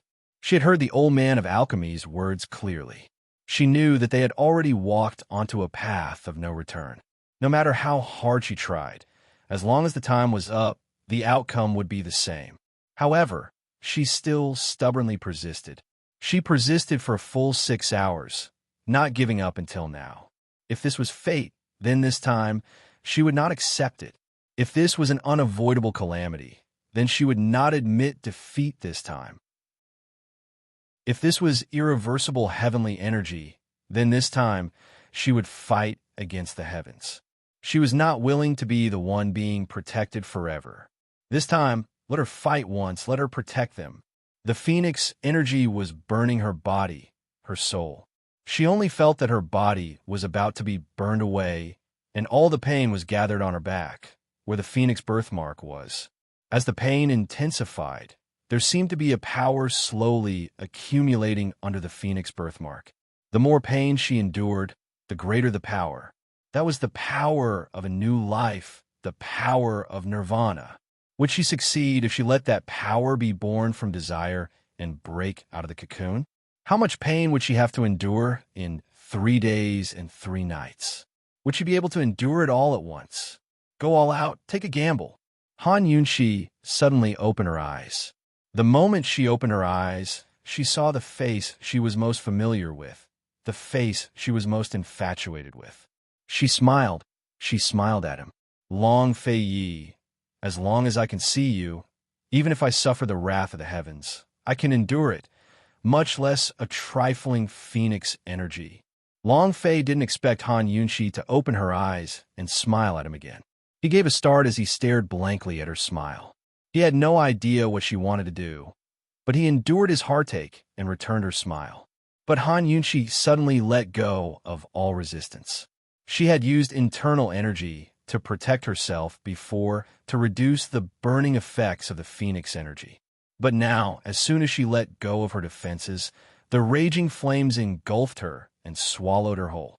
Before, Long Fei Yi had been able to see Han Yunxi's figure in the flames, but this time he couldn't see her at all. All he could see was a sea of flames. How could this be? Was the phoenix energy starting to bite back? Yunxi. Long Fei Yi finally lost all reason. He thought he could stay calm until the end and accept the consequences. But in the end, he'd overestimated himself. He threw himself at the sea of flames like a madman, but the flames suddenly fell to the ground. He chased after them and saw Han Yunxi again. Unlike how she'd been in midair, bathing in flames, she was now in a sorry state. She was curled up into a ball in the flames, her body trembling uncontrollably. Long Fei Yi fell to one side and tried to crawl to his feet, but before he could steady himself, he fell heavily to the ground. The lustbite energy had already gone out of control in his body. He didn't care about any of this and stubbornly stood up. But as soon as he did, he fell to his knees and spat out a mouthful of blood. It wasn't just Long Fei Yi who'd lost his mind, who had lost all reason as well. He dashed over and tried to charge into the sea of flames again and again, but was bounced back each time. The old man of alchemy didn't understand what was going on. He was so frightened by them that he forgot all about his previous grudges and hurried over to persuade them. But none of them paid any attention to the old man of alchemy. He was already so old, but he was still as stubborn as a child. Han Yunxi was even more stubborn than them. After losing all resistance, the burning pain she felt was very real. It was like her skin had been lit on fire, burning away layer by layer until it reached her flesh, bones, and soul. She could feel all of her bones aching, so much so that her soul wanted to abandon this body. She gripped the white jade crystal bracelet on her wrist and propped herself up. However, gradually, her breathing slowed down and her divine sense became blurry. Gradually, the pain disappeared, leaving behind only exhaustion. She suddenly wanted to sleep so badly that she forgot everything she was going through. She just wanted to sleep. Suddenly, a familiar voice rang out. It was Gu. His repeated cries of "poison lass" were so familiar. There was also Beiwei. She seemed to hear Gu Beiwei calling her as well. Miss Yunxi. Miss Yunxi. There was also Ling Luyu, Ning Jing, and Ning Cheng. They were all calling her, telling her not to sleep. She couldn't sleep. She couldn't sleep. She couldn't die. There were still so many things waiting for her to do. There were still so many people waiting for her to save them. Where was Long Fei Yi? Why couldn't she hear Long Fei Yi's voice? Long Fei Yi needed her even more. Han Yunxi's eyes flew open and she stood up in the raging flames. She held her breath and focused her mind, focusing all of her consciousness on the phoenix birthmark on her back. In a flash, all of the pain returned, surging madly from all over her body towards the birthmark. This was pain, but it was also phoenix energy. What was supposed to be 3 days and 3 nights of slow suffering. Han Yunxi took it all in one go. When all of the energy poured into her back, the flames in the air suddenly gathered together to form a giant phoenix. It viciously slammed into the phoenix birthmark on Han Yunxi's back and surged into her body. Han Yunxi raised her head and let out a miserable cry before her entire body crashed to the ground. The flames vanished without a trace, and everything returned to calm. Han Yunxi lay sprawled on the ground while Gu knelt on her right, staring at her blankly. The old man of alchemy was on one side as well, filled with disbelief. Han Yunxi only felt a wave of energy stir behind her back. It seemed to be phoenix energy, but she didn't know if she'd lost it or gained it. She only knew that all of the blood in her body was flowing in reverse. If she didn't dual cultivate now, there wouldn't be any time left. Long Fei Yi. She looked around in panic, but she couldn't see Long Fei Yi. Where was Long Fei Yi? She was about to get up, but someone suddenly wrapped his arms around her waist from behind and pulled her into a familiar embrace. Han Yunxi, let me hug you for a while. It'll be fine in a while. Chapter 10:21. Long Fei was only one step away from succumbing to his inner demons. He hugged Han Yunxi tightly from behind, wishing that he could embed this woman into his body. They might as well become one, and from now on, bear all the pain together. He buried his head in Han Yunxi's shoulder, his lips and teeth pressed against her shoulder. He really wanted to bite her, but in the end, he couldn't bear to. In the end, it only turned into a kiss that he couldn't bear to let go. After going through a life and death situation, how could Han Yunxi not yearn for this embrace, yearn for the warmth of his lips and teeth? She was really, really tired. She was so tired that she couldn't care less about the qi and blood in her body flowing backwards. She just wanted to lie in Long Fei Yi's embrace and sleep. Suddenly, a drop of something wet and warm dripped onto her neck. She casually touched it and saw that it was blood. At this time, Han Yunxi finally regained her senses. She suddenly turned around and saw that Long Fei Yi's face was pale and the corner of his mouth was covered in blood. When the dual cultivation was interrupted, she would at most suffer from the backlash of the Nirvana inner art. But Long Fei Yi had to suffer from the backlash of the lust bite power. Han Yunxi was scared out of her wits. Without hesitation, she pulled out Long Fei Yi's sword and placed it in his hand. Long Fei Yi, there's no time. Hurry, she anxiously said. Long Fei forced himself to endure the raging blood qi in his body. He reached out a hand to gently wipe away the blood at the corner of her lips, just like how he'd always rub her bangs during their dual cultivation sessions. Be careful, he said. He still gave the profound frost sword to Han Yunxi and used the scabbard himself. The two of them worked hard together. On one hand, they focused, stabilized their inner art, and on the other hand, controlled the qi and blood flowing backwards. When the sharp edge of the profound frost sword collided with the sturdy scabbard and produced a clear sound, the surrounding people finally regained their senses. Gu's tense nerves immediately relaxed. He looked at Long Fei Yi and Han Yunxi dancing with their swords and felt a powerful force swirling around them. His heart, which had been hanging in the air, could finally be at ease. He knew that there was still time. Their dual cultivation would not be interrupted. With his heart at ease, Gu finally felt tired. As he watched, his whole body suddenly leaned back and lay on the ground. As he listened to the sounds of swords clashing from time to time, he recalled the smell of death from before. Gradually, he closed his eyes and fell asleep. When Gu woke up, it was already noon the next day. Han Yunxi was curled up in Long Fei Yi's arms, sleeping very quietly. And Long Fei Yi also seemed to have fallen asleep. His brows were filled with fatigue. Even though the two of them were in a sorry state, but snuggling up so quietly was better than any beautiful scene in the world. When Gu saw Han Yunxi, he couldn't wait to rush over and hug her. But this scene made him stop abruptly. The distance between them was more than 10 steps. He silently reached out his hand, wanting so much to caress her cheek and feel her existence. He wanted to hug her tightly in his arms, and also wanted to rub her bangs and tell her, "Poison lass, we made it through. It's okay now." But he could only think about it. His hand stopped in midair for a while, and finally slowly fell down. He laughed lightly, 3 parts self-deprecating, 7 parts carefree. He inadvertently turned his head and met the astonished gaze of the old man of alchemy. His gentle gaze immediately turned fierce, and he said fiercely, "Go and find some food. I want it hot." The old man of alchemy only felt that when Gu's gaze was gentle, it was especially familiar.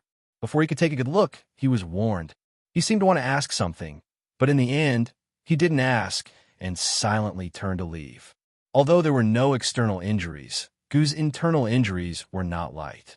In all his years, this was the first time he had encountered such a thrilling situation. It was really a narrow escape.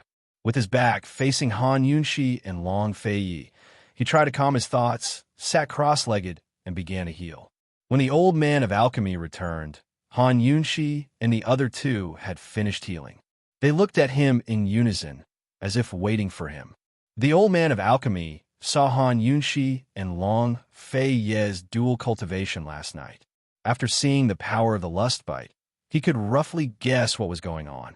He knew that he was in big trouble, and his scalp was numb for being stared at by these three people. He really didn't dare to go closer. It was fine that Long Feiyi had such a terrifying power of the lust bite, but he didn't expect that Han Yunxi actually had the power of the phoenix. These two guys were not to be trifled with. They were not to be trifled with. Although the old man of alchemy was afraid, he still sighed in his heart.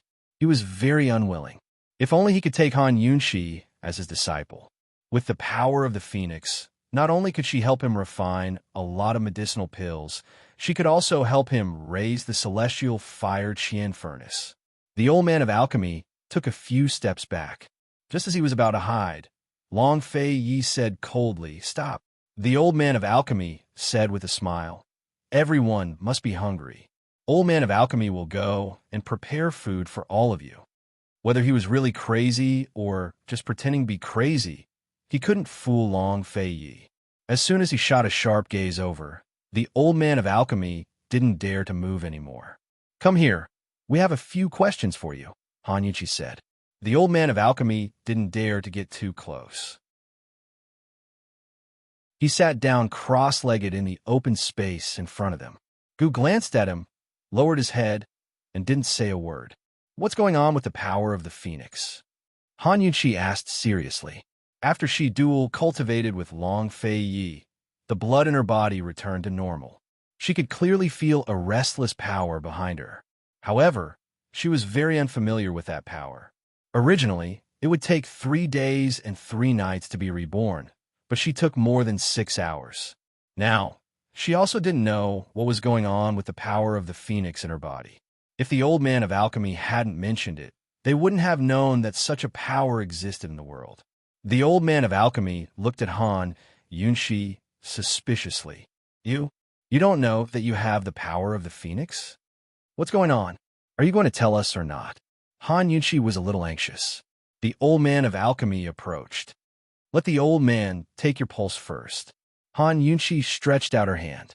The old man of alchemy took her pulse and was even more certain of his judgment last night. He said, "The power of the phoenix is an ancient martial art power.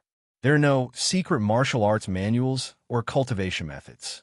From the moment it appeared, it was sealed in the human body and passed down from generation to generation. However, not every generation can summon it." As soon as he said this, Han Yunxi and the others all understood. It seemed that the phoenix birthmark of the Western Qin royal family was the symbol of the inheritance of the power of the phoenix. It was just that no one knew about it. It seemed that the power of the phoenix was the same as the power of the lust bite. They were ancient martial arts powers. The difference was that the power of the phoenix was sealed in the human body. Only the person who received the inheritance had the chance to obtain it. On the other hand, the power of the lust bite was clearly a cultivation method and cultivation method. It required enough inner strength and extremely high martial arts talent to be able to cultivate it. "How do you know?" Long Feiyi asked. Of course, the old man knows. The power of the phoenix is fire and can compete with the heavenly fire. If you can obtain the power of the phoenix and the heavenly fire to refine pills together, you can succeed quickly. The old man of alchemy stroked his beard and said seriously, "Yesterday, if the power of the phoenix hadn't suppressed the heavenly fire, you would have died without a doubt." Han Yunxi didn't have time to care about the heavenly fire Qian furnace. She asked seriously, Then now she could feel that she had the power of the phoenix, but she couldn't control it. The old man of alchemy glanced at her. After a moment of silence, he actually gave her a thumbs up. Girl, you're good. You used your life to fight against the heavens, and you're still safe and sound. The old man admires you. Gu, who had his head lowered, suddenly raised his head and looked over. This was the first time he had heard the old madman say the word admire in such a sincere manner. He had thought that the old madman would always think that he was infallible and would never be convinced by others. Seeing Gu look over, the old man of alchemy also looked over. Gu said angrily, "What are you dawdling for? Does the poison girl have the power of the phoenix now?" The phoenix bathes in fire and is reborn. 3 days and 3 nights. Not only does it bear the pain of nirvana, it is also a necessary process to control the power of the phoenix. You endured all the pain last night, but lost control of the power of the phoenix. Now that the power of the phoenix has been awakened, the old man doesn't know how to control it. You have to find someone else. The old man of alchemy replied seriously. Long Fei Yi didn't say anything. He pulled Han Yunxi's hand over and took her pulse again. He discovered that Han Yunxi's current situation was very similar to when he had the lust bite power in his body. He didn't ask the old man of alchemy again. Instead, he left the medicine-requesting cave and had Su Donglin send a messenger hawk to Celestial Mountain to ask his master, Qin Shin. Long Fei Yi used an urgent secret letter. It would take at most 7 days to get a reply from Medicine City to Celestial Mountain. However, Long Fei Yi only received a reply 10 days later from Old Man Kenzo. Why are you so late? Long Fei Yi asked. I heard that the snowstorms on Celestial Mountain have been extremely severe recently. Even the hawks couldn't pass through. I'm afraid they were delayed, Su Donglin replied truthfully. Hawks could indeed be delayed for a day or two when encountering a snowstorm. So Long Fei Yi didn't ask any more questions. In the letter, Old Man Kenzo expressed his shock and also explained the phoenix power. It wasn't much different from what Long Fei Yi had guessed. The phoenix power and the lust bite power were extremely similar. It was just that the methods of inheritance and cultivation were different. The lust bite power relied on hard work, and on the foundation of a strong inner force. It was cultivated step by step. The phoenix power relied on inheritance. As long as one had an excellent physique and a strong enough inner force, once the phoenix power was summoned, one could completely control it. Although Han Yunxi had an excellent constitution, her internal energy wasn't strong enough. Thus, this could be considered a blessing in disguise. If she had really endured for 3 days and 3 nights, she wouldn't have been able to endure the phoenix power with her current level of internal energy. She would have also suffered a backlash. She used several hours to endure all the pain and forcibly suppress the phoenix power back in her body, escaping this calamity. Now that the phoenix power had been awakened, as long as Han Yunxi's internal energy became stronger and stronger, she could gradually control the phoenix power like how he controlled the lust bite power. After Long Fei Yi finished reading the letter, his hanging heart finally settled down. He believed in Master Kenzo's words. So, when we succeed in dual cultivation, I can also control the phoenix power? Han Yunxi asked excitedly. Long Fei Yi nodded and couldn't help but laugh. He thought that this trip wasn't a loss after all. TSK. Poison girl, Chi brother really won't dare to bully you in the future. Gu joked. Before Han Yunxi could answer, Long Fei Yi looked at Gu with a penetrating gaze. Han Yunxi suddenly remembered something. She quickly stood up and walked towards Old Man Yao Hut, who was sitting at the side. She asked, Old Man, you said that the phoenix power can help speed up the process of refining pills. Is this true? If it was true, they wouldn't have to stay in a medicine hut for so long. Perhaps they could return to the three-way black market early and spend the new year with Gu Beiwe. Chapter 1022. Han Yunxi's phoenix power resisted the power of the heavenly fire, and the heavenly fire Qian furnace returned to its normal state. With the assistance of external forces, she was able to shorten the cultivation time. In the past few days, Long Fei Yi and Gu's internal injuries were quite serious, So they let the old man of alchemy teach Su Donglin the cultivation technique to transform internal energy into fire. Firstly, Su Donglin's internal energy was limited, so he couldn't use the cultivation technique that Long Fei Yi and the others used before. Secondly, the old man of alchemy didn't dare to make a decision on his own, so he gave Su Donglin the most ordinary cultivation technique, which could be started and stopped at any time. Han Yunqi had suffered a lot, but her internal injuries weren't as serious as Long Fei Yi and Gu's. She didn't dare to act rashly because she didn't understand the Phoenix power clearly. Now that she understood everything, she naturally had to think of a way to refine the dragon pill as soon as possible.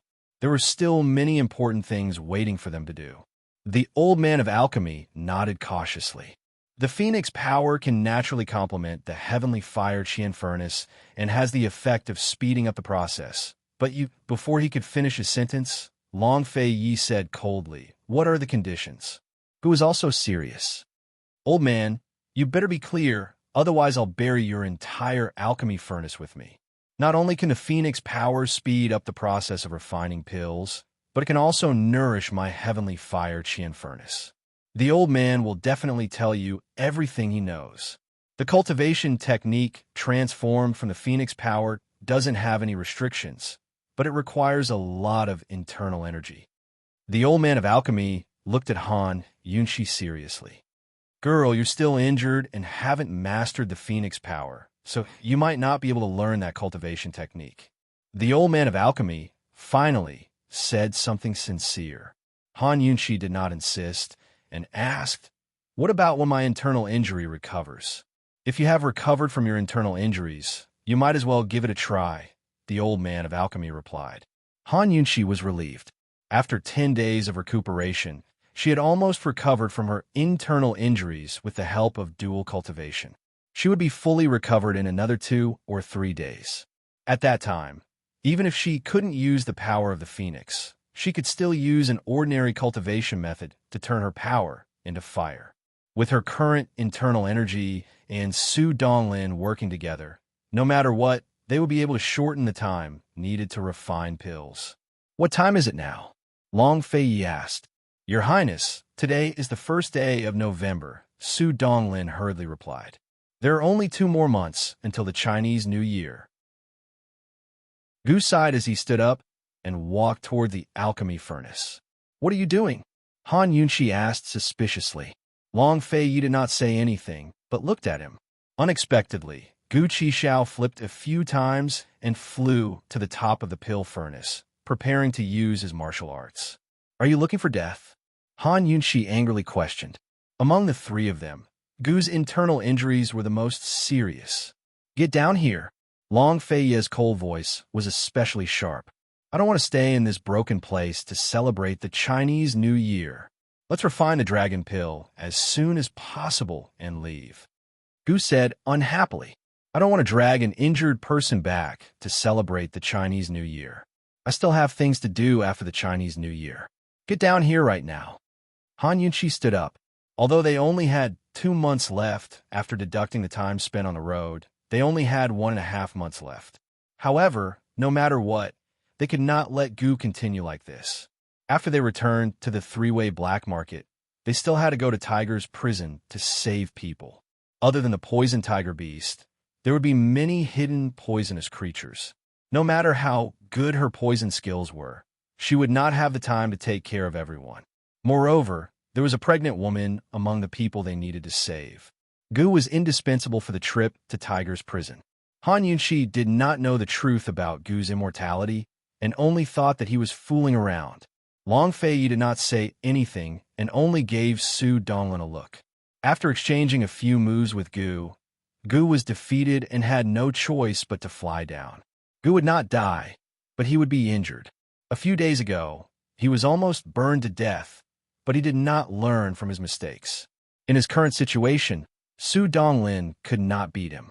Long Fei used his actions to calm Gu Qishao down, who resentfully moved to sit on the side.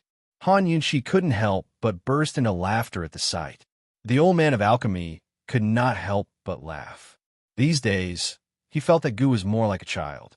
Soon, they began to seize the time to heal their injuries. A few days ago, they did not really pursue the old man of alchemy's mistake.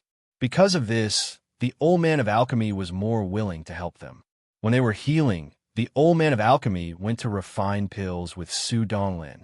Although his internal strength was average, his alchemy skills were unparalleled. At night, after taking Han Yunshi to rest, Long Fei Yi left the room. The old man of alchemy arranged for them and Gu's rooms to be next to each other.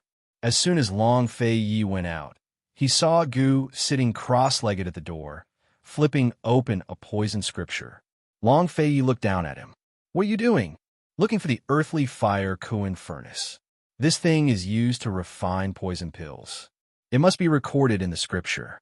Gu replied in a low voice. Long Fei stood for a while before sitting down by Gu Qishao's side. Gu ignored him and buried his head in the thick poison scripture. However, after a while, Gu looked up at Long Fei Yi. "What's the matter? What was this guy doing sitting here in the middle of the night instead of sleeping?" Long Fei Yi didn't answer him. He looked at the alchemy furnace silently. Su Donglin was still working hard on it. If this guy had nothing to do, why was he sitting beside him? Gu was full of suspicion and even vigilance. However, he didn't take the initiative to ask. He buried his head in the poison scripture again. If they were alone, Gu and Long Fei Yi were the same kind of people. They could go 3 days and 3 nights without talking to anyone. However, if there was someone beside them, Gu couldn't be patient, especially when the person sitting beside him was Long Fei Yi. Soon, Gu opened his mouth. Long Fei Yi ignored him. Gu waited for a while and said, "Long Fei Yi, there's something." Unfortunately, Long Fei Yi still didn't pay attention to him. At this moment, Han Yunshi was sitting with her back against the door. She could hear the movements outside very clearly. When Long Fei Yi's arm left her waist, she knew that he had gotten off the bed. She was worried that this guy would secretly go up to the alchemy furnace to help Su Donglin, so she secretly followed him. However, when she saw that Long Fei Yi and Gu were sitting at the door, she didn't say anything. Han Yunshi didn't admit that she was eavesdropping. She comforted herself that it was just a coincidence, so she sat down with a clear conscience. Actually, Gu didn't know what to say to Long Fei Yi. To be honest, he really liked to talk to Long Fei Yi, but when he had the chance to talk, he realized that he didn't know what to say. Long Fei Yi came out purely because he was waiting for a secret letter that would be delivered tonight. The reason why he sat at the door was because he didn't want the shadow guard to knock on the door and wake Han Yunshi up. He actually treated Gu like air in the morning. When Gu didn't get a reply from Long Fei Yi, his long and narrow eyes gradually narrowed into a straight line. He smiled and said, "Long Fei Yi, there's something that I won't tell Poison Girl, but I'll tell you. You can only say it once, so listen carefully." Actually, here, Gu Qishao stopped speaking. As expected, Long Fei Yi immediately turned to look at him. Behind the door, Han Yunshi's ears perked up nervously. What was it about her that Gu Qishao knew but Long Fei didn't? Why didn't she know? If Gu knew but Long Fei Yi didn't, it definitely wasn't a good thing. Was Gu tattling behind her back? How unkind. Seeing that Long Fei Yi was finally paying attention to him, Gu was satisfied. He smiled at Long Fei Yi and buried his head in the poison scripture again, not saying a word. Long Fei Yi's lips curled into a cold smile as he said coldly, "There's something that I know and you know, but Han Yunshi doesn't." Gu immediately looked up when he said this, a warning look in his eyes. Long Fei Yi snorted and was about to get up when Gu quickly said, "I'll talk." At this moment, a shadow guard came over. Long Fei Yi got up and motioned for the shadow guard to wait at the side. When Gu Qishao saw the secret missive in the shadow guard's hands, he finally realized why Long Fei was sitting by the door. He stood up as well and intoned, "Remember this well. I'll only say it once." Long Fei Yi thought that Gu was playing with him, but he didn't expect this guy to really have something to say. Inside the room, Han Yunshi stood up silently, her heart hanging in midair. Who knew that Gu wasn't tattling, but said very seriously, "Long Fei Yi, please keep an eye on Han Yunshi in the future and don't let her do anything stupid." Gu used the 3 words Han Yunshi and not Poison Lass. How serious was he? If it wasn't for Long Fei Yi, who didn't keep an eye on her, Han Yunshi wouldn't have flown to the top of the furnace, and so many things wouldn't have happened. Although he obtained the power of the Phoenix, he would rather suffer more than let Poison Lass take such a big risk. Long Fei Ye's eyes flashed with a complicated look. He was about to speak, but Gu didn't give him the chance. "Don't make me remind you a third time," Gu said, and pushed the door open to enter the room. Han Yunshi was very surprised, and she smiled helplessly. She was looking forward to the day when she and Long Fei Yi completed dual cultivation. When she controlled the power of the Phoenix, perhaps they wouldn't have to worry so much. Han Yunshi was stupid again. She'd forgotten that even if Long Fei Yi was several times stronger than her, she would still worry about him and worry about him. She'd miss him if she didn't see him for even a day. When it came to worrying, it had nothing to do with strength, only with the heart. Long Fei Yi frowned and stared at the door for a long time without saying a word. It was hard to tell what he was thinking. He turned around and asked someone to deliver the secret letter. It was from Chu Tianyin, which was why he'd waited until the middle of the night. He still couldn't figure out why Western Zhou's Emperor Kongsheng had acted strangely during the 100 Poison Sect incident, so he'd sent Chu Tianyin to investigate. Western Zhou was the same as the Tianan. They'd suffered the effects of war in recent years. Their national strength was weak, and their finances were tight. They couldn't withstand a single blow. At least the Tian and still had the valiant Mu family. Western Zhou's Chu family troops had changed hands long ago. If Emperor Kongsheng hadn't made a name for himself during the 100 Poison Sect incident, Long Fei Yi wouldn't have cared about Western Zhou at all. Long Fei Yi opened the letter, only to find that Chu Tianyin wasn't reporting about the 100 Poison Sect incident, but something else.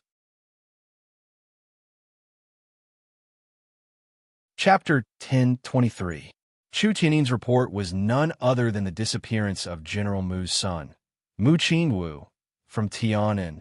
Originally, Long Tianma and General Mu had not only killed a few servants to silence them, they had also ordered the relevant personnel not to divulge anything about Mu Qingwu's disappearance. However, there was no such thing as an impermeable wall, especially in a place like the Imperial City. The news had reached the ears of Tian An's imperial noble concubine, Duan Mujin. Mu Qingwu was General Mu's only son and the sole heir to the Mu family's army. Duan Mujin was the first to report to Emperor Kongsheng that something had happened to him. Emperor Kongsheng's attitude towards General Mu's estate was very contradictory. Emperor Kongsheng could tell that Long Tianma had always been under the control of General Mu's estate, so he only wanted to befriend General Mu. He even had plans to marry his daughter off to Mu Qingwu. However, when he found out that General Mu's estate had the ability to secretly control an important deputy general in the Chu army, he became even more fearful. He was even more fearful of General Mu's estate. After all, Emperor Kongsheng was more afraid of the Chu clan. If he married his daughter off to General Mu's estate, it would strengthen their influence in Tianan. In the end, even the imperial family of Western Zhou would be under their control. When Long Tianma brought up the topic of marriage, Emperor Kongsheng happily agreed. Long Tianma had made Duan Mujin an imperial noble concubine. His proactive display of goodwill caused Emperor Kongsheng's original stance to waver. As a result, Emperor Kongsheng was very concerned about Long Tianma's every move, as well as the movements of General Mu's estate. As soon as he found out about Mu Qingwu's disappearance, he immediately ordered a secret search for Mu Qingwu's whereabouts. No matter which side he stood on, if he could find Mu Qingwu first, he would have another bargaining chip in his hand. It was a secret order from Emperor Kongsheng. Unfortunately, his subordinates were unreliable, and Chu Tianyin quickly found out about it. Of course, Chu Tianyin didn't know that much. He only knew that Mu Qingwu had gone missing and that Long Tianma and General Mu were looking for him, as was Emperor Kongsheng. Besides that, the letter also mentioned the 100 Poison Sect. Even now, Chu Tianyin couldn't figure out why Emperor Kongsheng wanted to show his face in public. Still, he guessed that Long Tianma had something to do with the 100 Poison Sect. Chu Tianyin's estate, Chu Tianing's estate as well. After reading the letter, Long Fei told the shadow guards to burn it. He didn't linger, but turned to enter the house. Caught off guard, Han Yunxi hadn't even made it to the bed before Long Fei saw her. Long Fei gave a start before he realized what was going on. A flash of amusement flickered past his eyes before disappearing. He closed the door and leaned against it with his arms crossed, sizing up Han Yunxi with interest. Han Yunxi was still 3 or 4 steps away from the bed and had her back to Long Fei Yi. She froze in place when she heard the door open, but she quickly recovered and turned around to ask, "It's the middle of the night. Where did you sneak off to?" Long Fei Yi didn't answer. She walked over to the table and poured herself a glass of water. "If I hadn't woken up from thirst, I wouldn't have known you'd run off." Long Fei Yi didn't say anything, but his gaze became meaningful. Han Yunxi avoided his gaze and yawned lazily. "Aren't you going to sleep yet?" "I'm so sleepy, I'm going to sleep first." As soon as she got up, Long Fei Yi hooked his finger at her. Han Yunxi lowered her head and pretended not to see. "I'm hungry. Since you're still awake, come and serve me." Long Fei Yi emphasized the words hungry and serve. If Han Yunxi didn't understand what he meant, she must be faking it. She looked up and couldn't help but laugh foolishly. "You're still not coming over? Do you want me to go over?" Long Fei Yi asked with raised brows. Actually, whether she went over or he came over, the result would be the same. Between them, which time didn't he serve her? No matter how it started, it would always be him serving her in the end. Moreover, he would do his best to serve her without holding back. Han Yunxi walked over step by step. Although serving was a physical experience, it was also a visual experience. She walked closer step by step, looking at Long Fei Ye's handsome face and Long Fei Ye's sculpture-like body. She fell in love with him. This man was dressed in black. Under the candlelight in the middle of the night, he looked even more mysterious and sexy. The most sexy scene Han Yunxi had ever seen him was when he got down on her. After exerting himself, hot sweat slowly flowed down his cold and hard face and his well-defined chest. Han Yunxi stood in front of Long Fei Yi. Seeing his deep gaze, she knew what he wanted. She couldn't help but bite her lip gently. "Come closer," Long Fei Yi ordered. Han Yunxi was obedient. If she took another step forward, her face would be buried in his chest. She originally thought that Long Fei Yi would hug her, but unexpectedly, Long Fei Yi didn't move. What was this guy trying to do? Han Yunxi looked up. Long Fei Yi was looking down at her. "Is this how you serve?" Han Yunxi was shocked. What was this guy trying to do? He was standing so close to the door.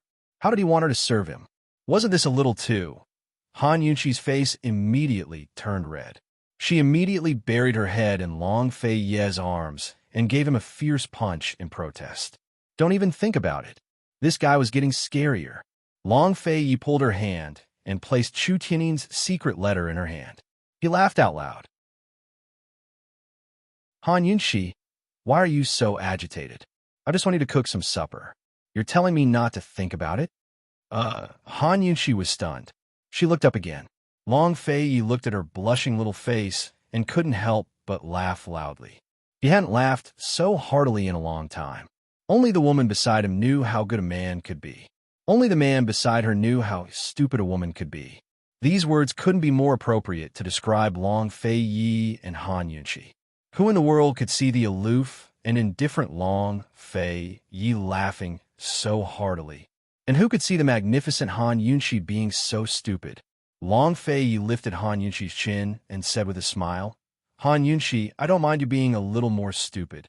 Han Yunxi was embarrassed and angry. She retreated and glared coldly at Long Fei Yi.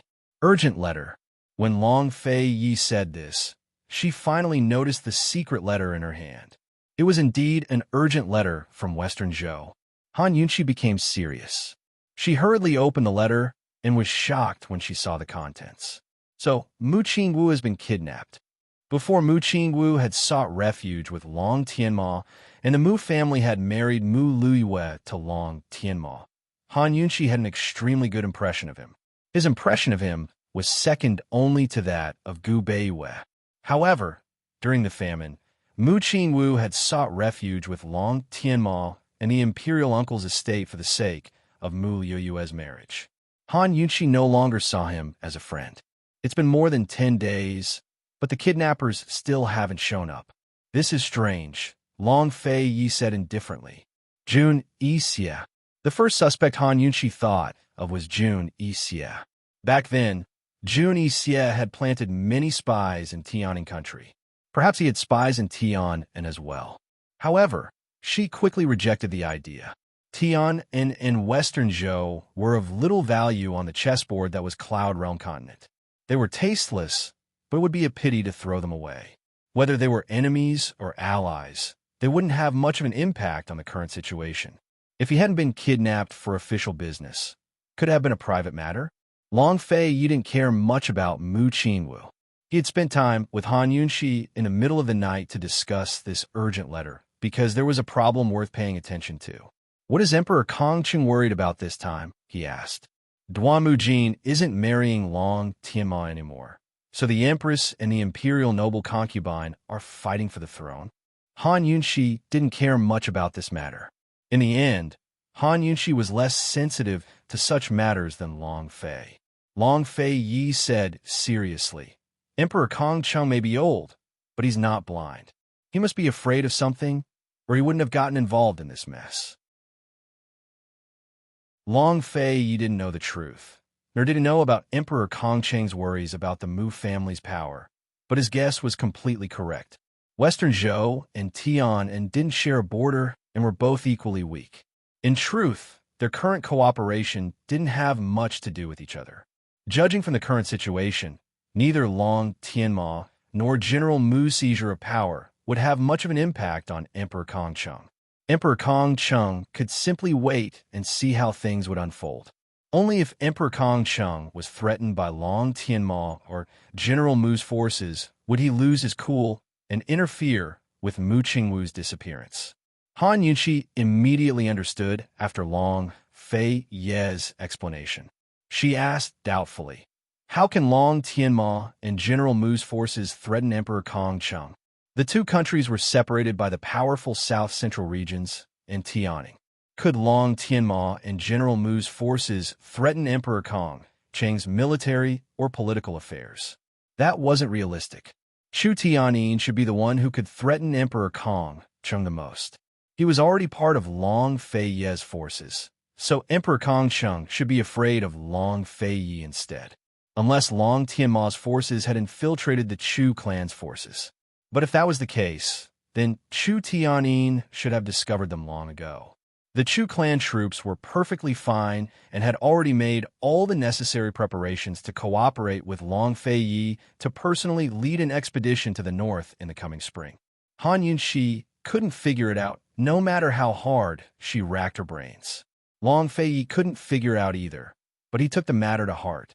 Han Yunqi served him with brush and ink while he immediately wrote a letter back to Chu Tianyin, reminding him to check the troops for spies. After the letter was delivered to the Shadow Guard, Long Fei Yi closed the door and discovered that Han Yunqi was already lying on the bed. Although it was the depths of winter, the celestial fire Qian furnace kept the stone rooms in the medicine-requesting cave warm.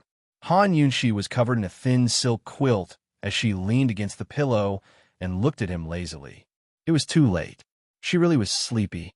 Long Fei Yi walked over and said seriously, Han Yunqi, I really am a little hungry. A single sentence was enough to chase away all the sleepiness in Han Yunqi's body. She had no idea what he meant by hungry. He's speaking so seriously, so he must really be hungry, right? But this fellow not only didn't have a habit of eating midnight snacks, he sometimes didn't like to eat when it was too late. Han Yunqi's expression was adorably stupid. She didn't know how to respond to Long Fei Yi.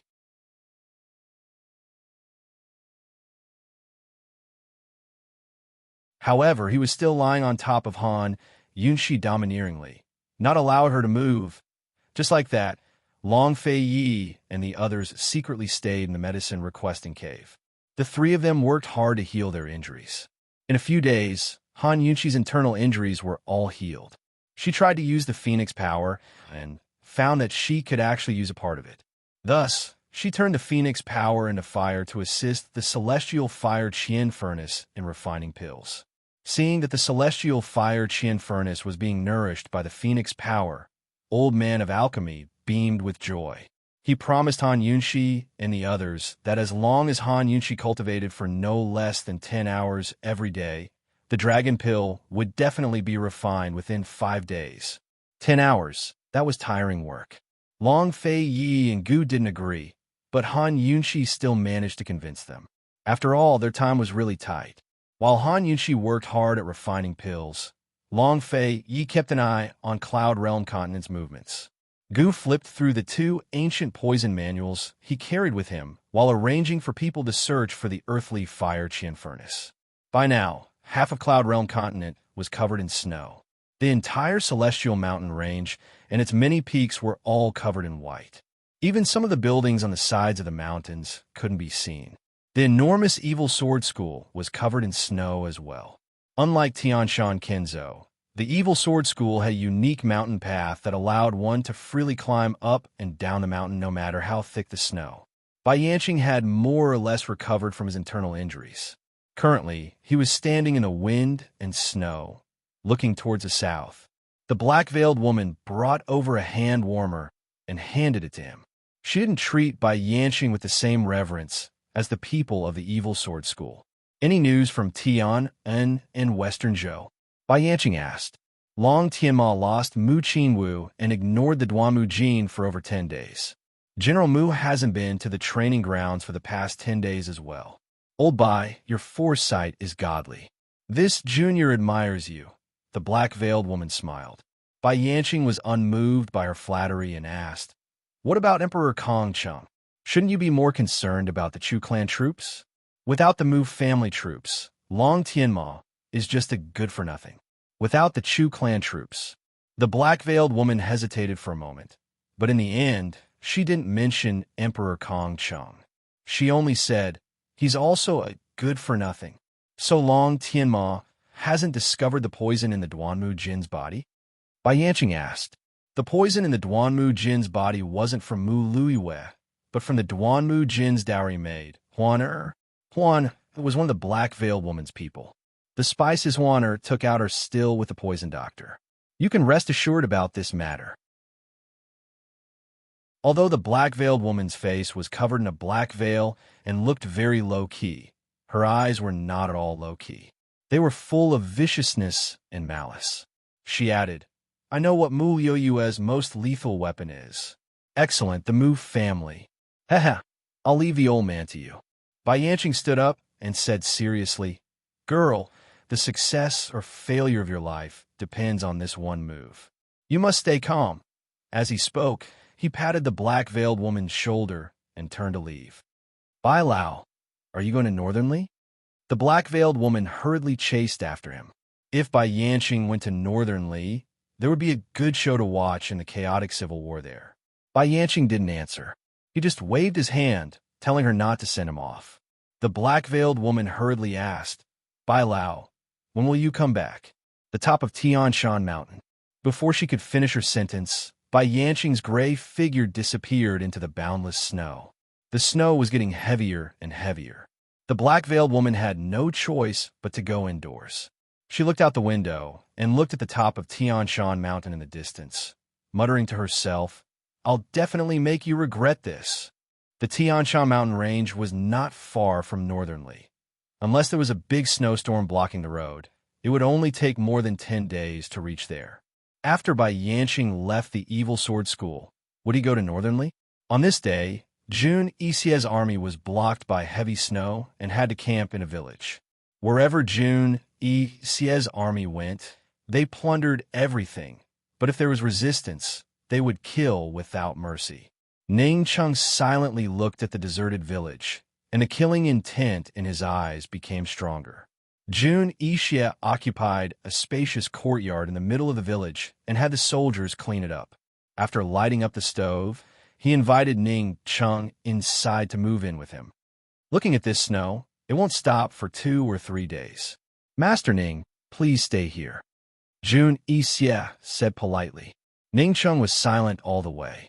If he didn't have to, he wouldn't speak. Jun Ixia was already used to his temper. Very quickly, Jun Ixia personally warmed up a pot of wine and poured it for Ning Cheng. He began to discuss the stalemate between the Ning family army and the East Qin army. When you get your 30,000 battle horses, we'll split into 3 groups and we'll definitely beat them to a pulp. Jun Ixia had just won a battle a few days ago, so he was in a very good mood. After a few more months, those 30,000 battle horses will be brought out for a walk. Ning Cheng softly said, Ning Cheng, how about this? You lend your lordship the red coat cannons to play around with. Next summer, your lordship will lead troops south with you. How's that? Jun Ixia had long set his sights on the red coat cannons. The reason why he brought it up so directly today was that he had begun to realize that the forces in his hands were not enough to kill the Northernly Emperor in a short period of time. After 3 to 5 months of fighting, the two sides would definitely enter a stalemate. Once the two sides entered a stalemate, he would lose a lot of initiative. With the current situation, once he lost the initiative, it would be very dangerous. Jun Ixia was too confident in himself. If he knew that he couldn't swallow all of Northernly with his army, perhaps he wouldn't have rashly started a civil war. Ning Qing looked at him with disdain and directly replied, Don't even think about it. Without the red coat cannon, what can I use to fight Long Fei Yi? Jun Ixia, we've already agreed. I'll help you go north, and you'll help me go south. If you go back on your word, I'll take back all the soldiers' pay, and you can forget about getting any more money from the bank. But Ning Cheng's decisive attitude made Jun Ixia dispel the worry in his heart. At least if he was in a stalemate with the Northern Dynasty's emperors, the Ning family army wouldn't be an arrow in his back. With the current situation in Northernly, he couldn't back down. He could only go all out and take a gamble. At the very least, he still had Ning Jing and Mu Linger as hostages.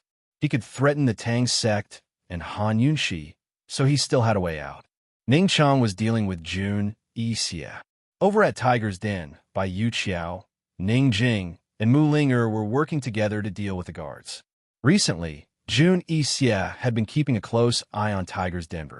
Every 2 to 3 days, he would send guards to inspect the place. Fortunately, Bai Yuqiao was there. Otherwise, Ning Jing's pregnancy wouldn't have been hidden.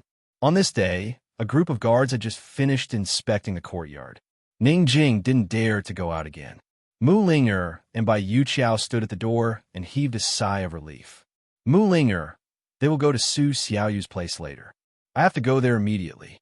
There shouldn't be anything else here. Take good care of Ning Jing, Bai Yuqiao said softly. Mu Linger nodded. Don't worry. Who knew that Deacon Jean would appear in front of her out of nowhere right after Bai Yuqiao left? Mu Linger was shocked and almost screamed. Fortunately, Deacon Jean covered her mouth in time. Deacon Jean asked unhappily, Mu Linger, can you not be so rash every time? Mu Linger pulled his large hand away and took a few deep breaths to calm down.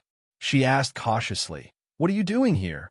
Mo said, Please automatically ignore the bug of burning the secret letter. The trap is too deep. Mo easily got herself into trouble.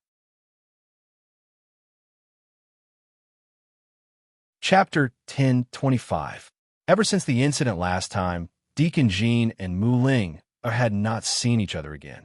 Mu Ling was clearly avoiding Deacon Jean on purpose.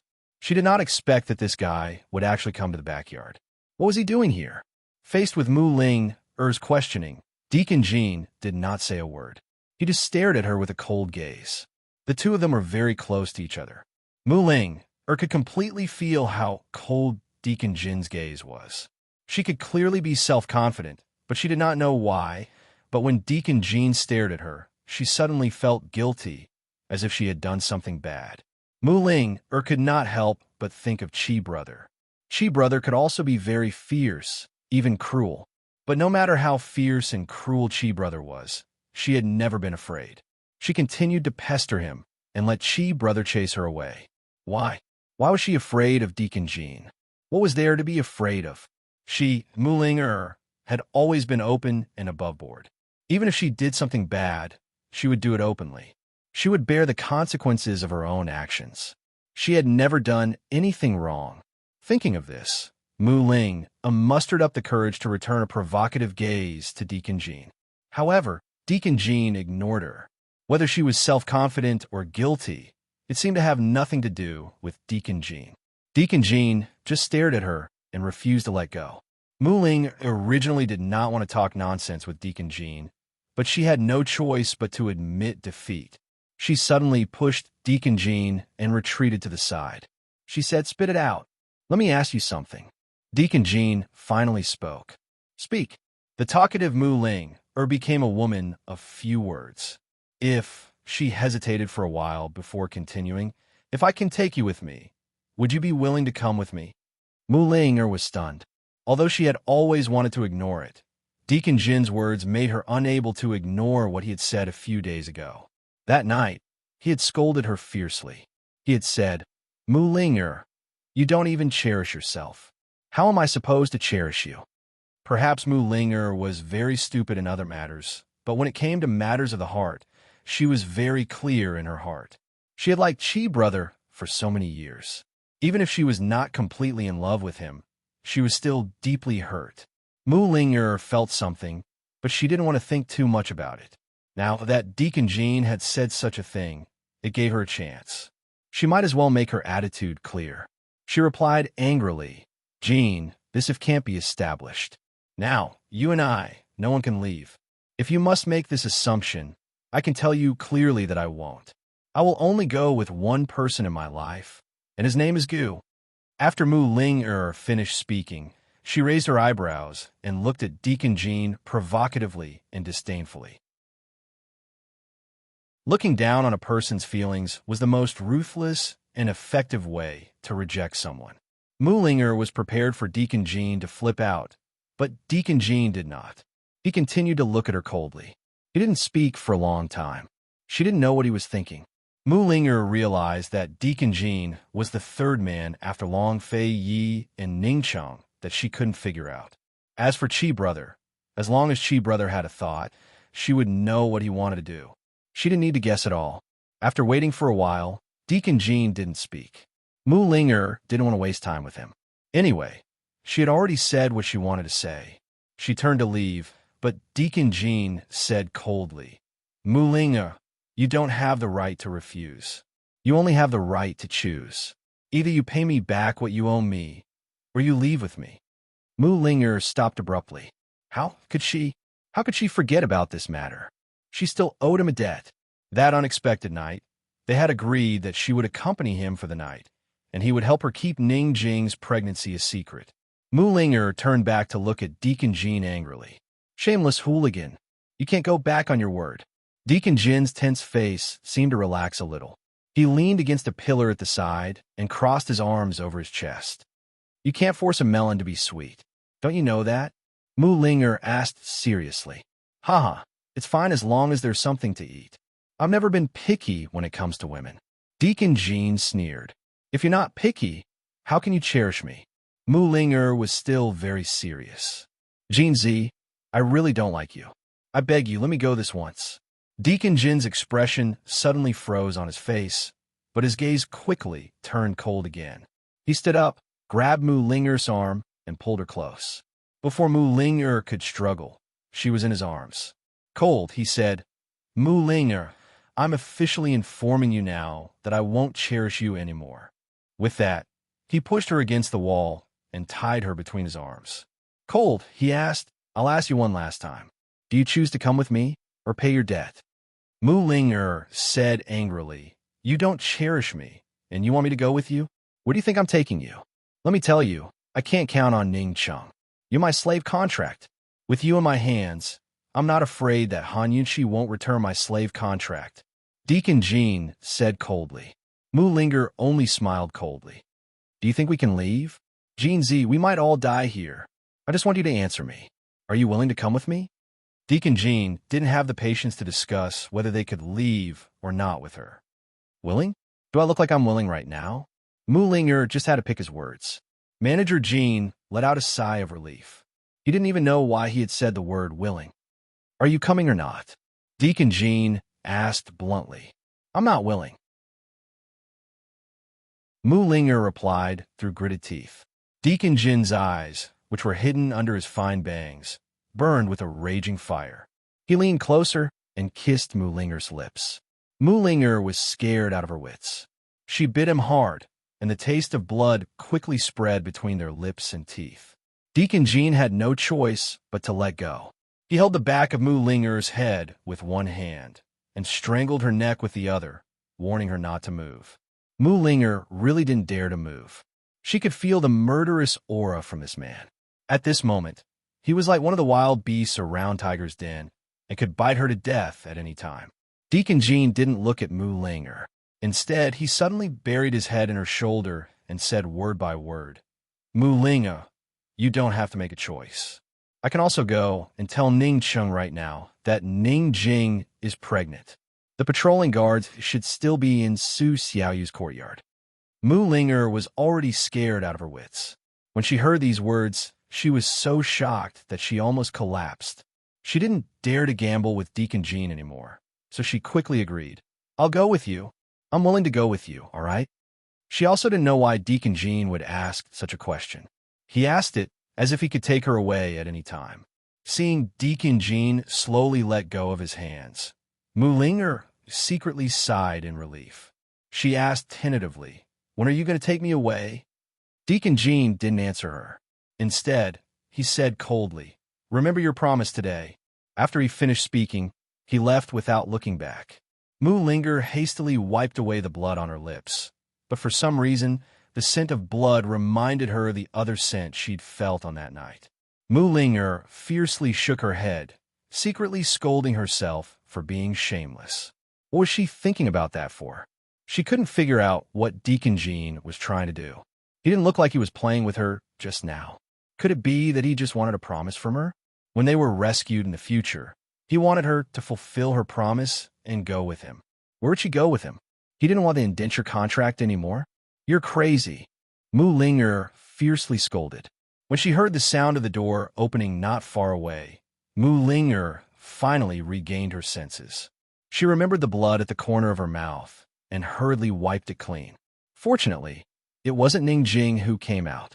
Instead, it was a servant girl who brought food to Ning Jing's room. Mu Linger suddenly felt envious of Ning Jing. Although she didn't have Tang Li's company, at least she still had Tang Li's love.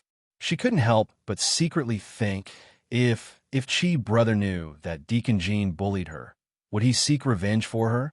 In the past, Mu Linger didn't have to worry about this question. The answer was undoubtedly no. But when she knew that Chi brother was willing to put the medicine Ghost Valley on the bounty for her, she couldn't help but look forward to it.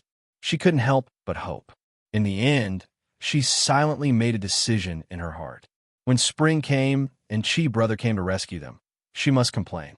As for the promise to Deacon Jin, if Deacon Jin couldn't defeat Chi brother, she would pretend that she didn't say anything.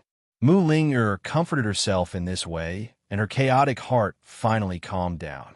If Deacon Jin knew what Mu Linger was thinking at this moment, how would he react? At this moment, he was sitting on the wall of the courtyard and looking at the surrounding dense forest in a daze. He had always been familiar with the sound of the tiger roar around him. That night, he secretly sneaked into the forest behind the courtyard. There were no guards in that direction because there were 2 poisonous tigers lurking there. Even the guards in the surrounding area were afraid of those tigers.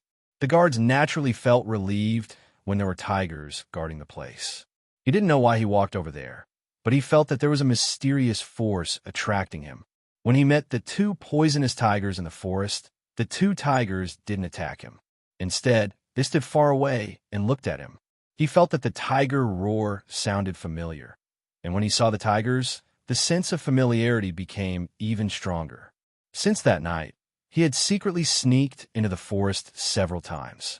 Now, he was very familiar with the 2 tigers. At least, the 2 tigers were willing to crawl at his feet and let him pet them. He didn't know why he felt this sense of familiarity. He only felt that the closer he got to them, the more he gradually understood the meaning of their roars. If these 2 tigers were willing to be close to him, did that mean that the other tigers were also willing to be close to him? Did that mean that he had a chance to avoid the guards and escape Tiger's prison? Deacon Jean hadn't met any other tigers until now, and he also hadn't tried to escape the dense forest under the watchful eyes of the tigers. Therefore, he wasn't completely confident. He still needed some time to make a judgment and decision. Thinking of this, he suddenly raised his head. His handsome eyebrows were tightly knitted. Everything wasn't set in stone yet. Why was he going to look for Mu Ling? Deacon Jean became frustrated and was about to jump down from the wall when he saw Uncle Chung walking over from Su Xiaoyu's courtyard. When did Uncle Chung go out? Why was he going to Su Xiaoyu's courtyard? You're tuning in to the Romance Rendezvous YouTube channel. We're so grateful for your support, and don't forget to subscribe to join us on this incredible journey through captivating stories. Your generosity through donations truly makes a world of difference, as it's the primary source of revenue that allows me to expand and enhance this channel for you. Thank you from the bottom of my heart for being a part of this adventure.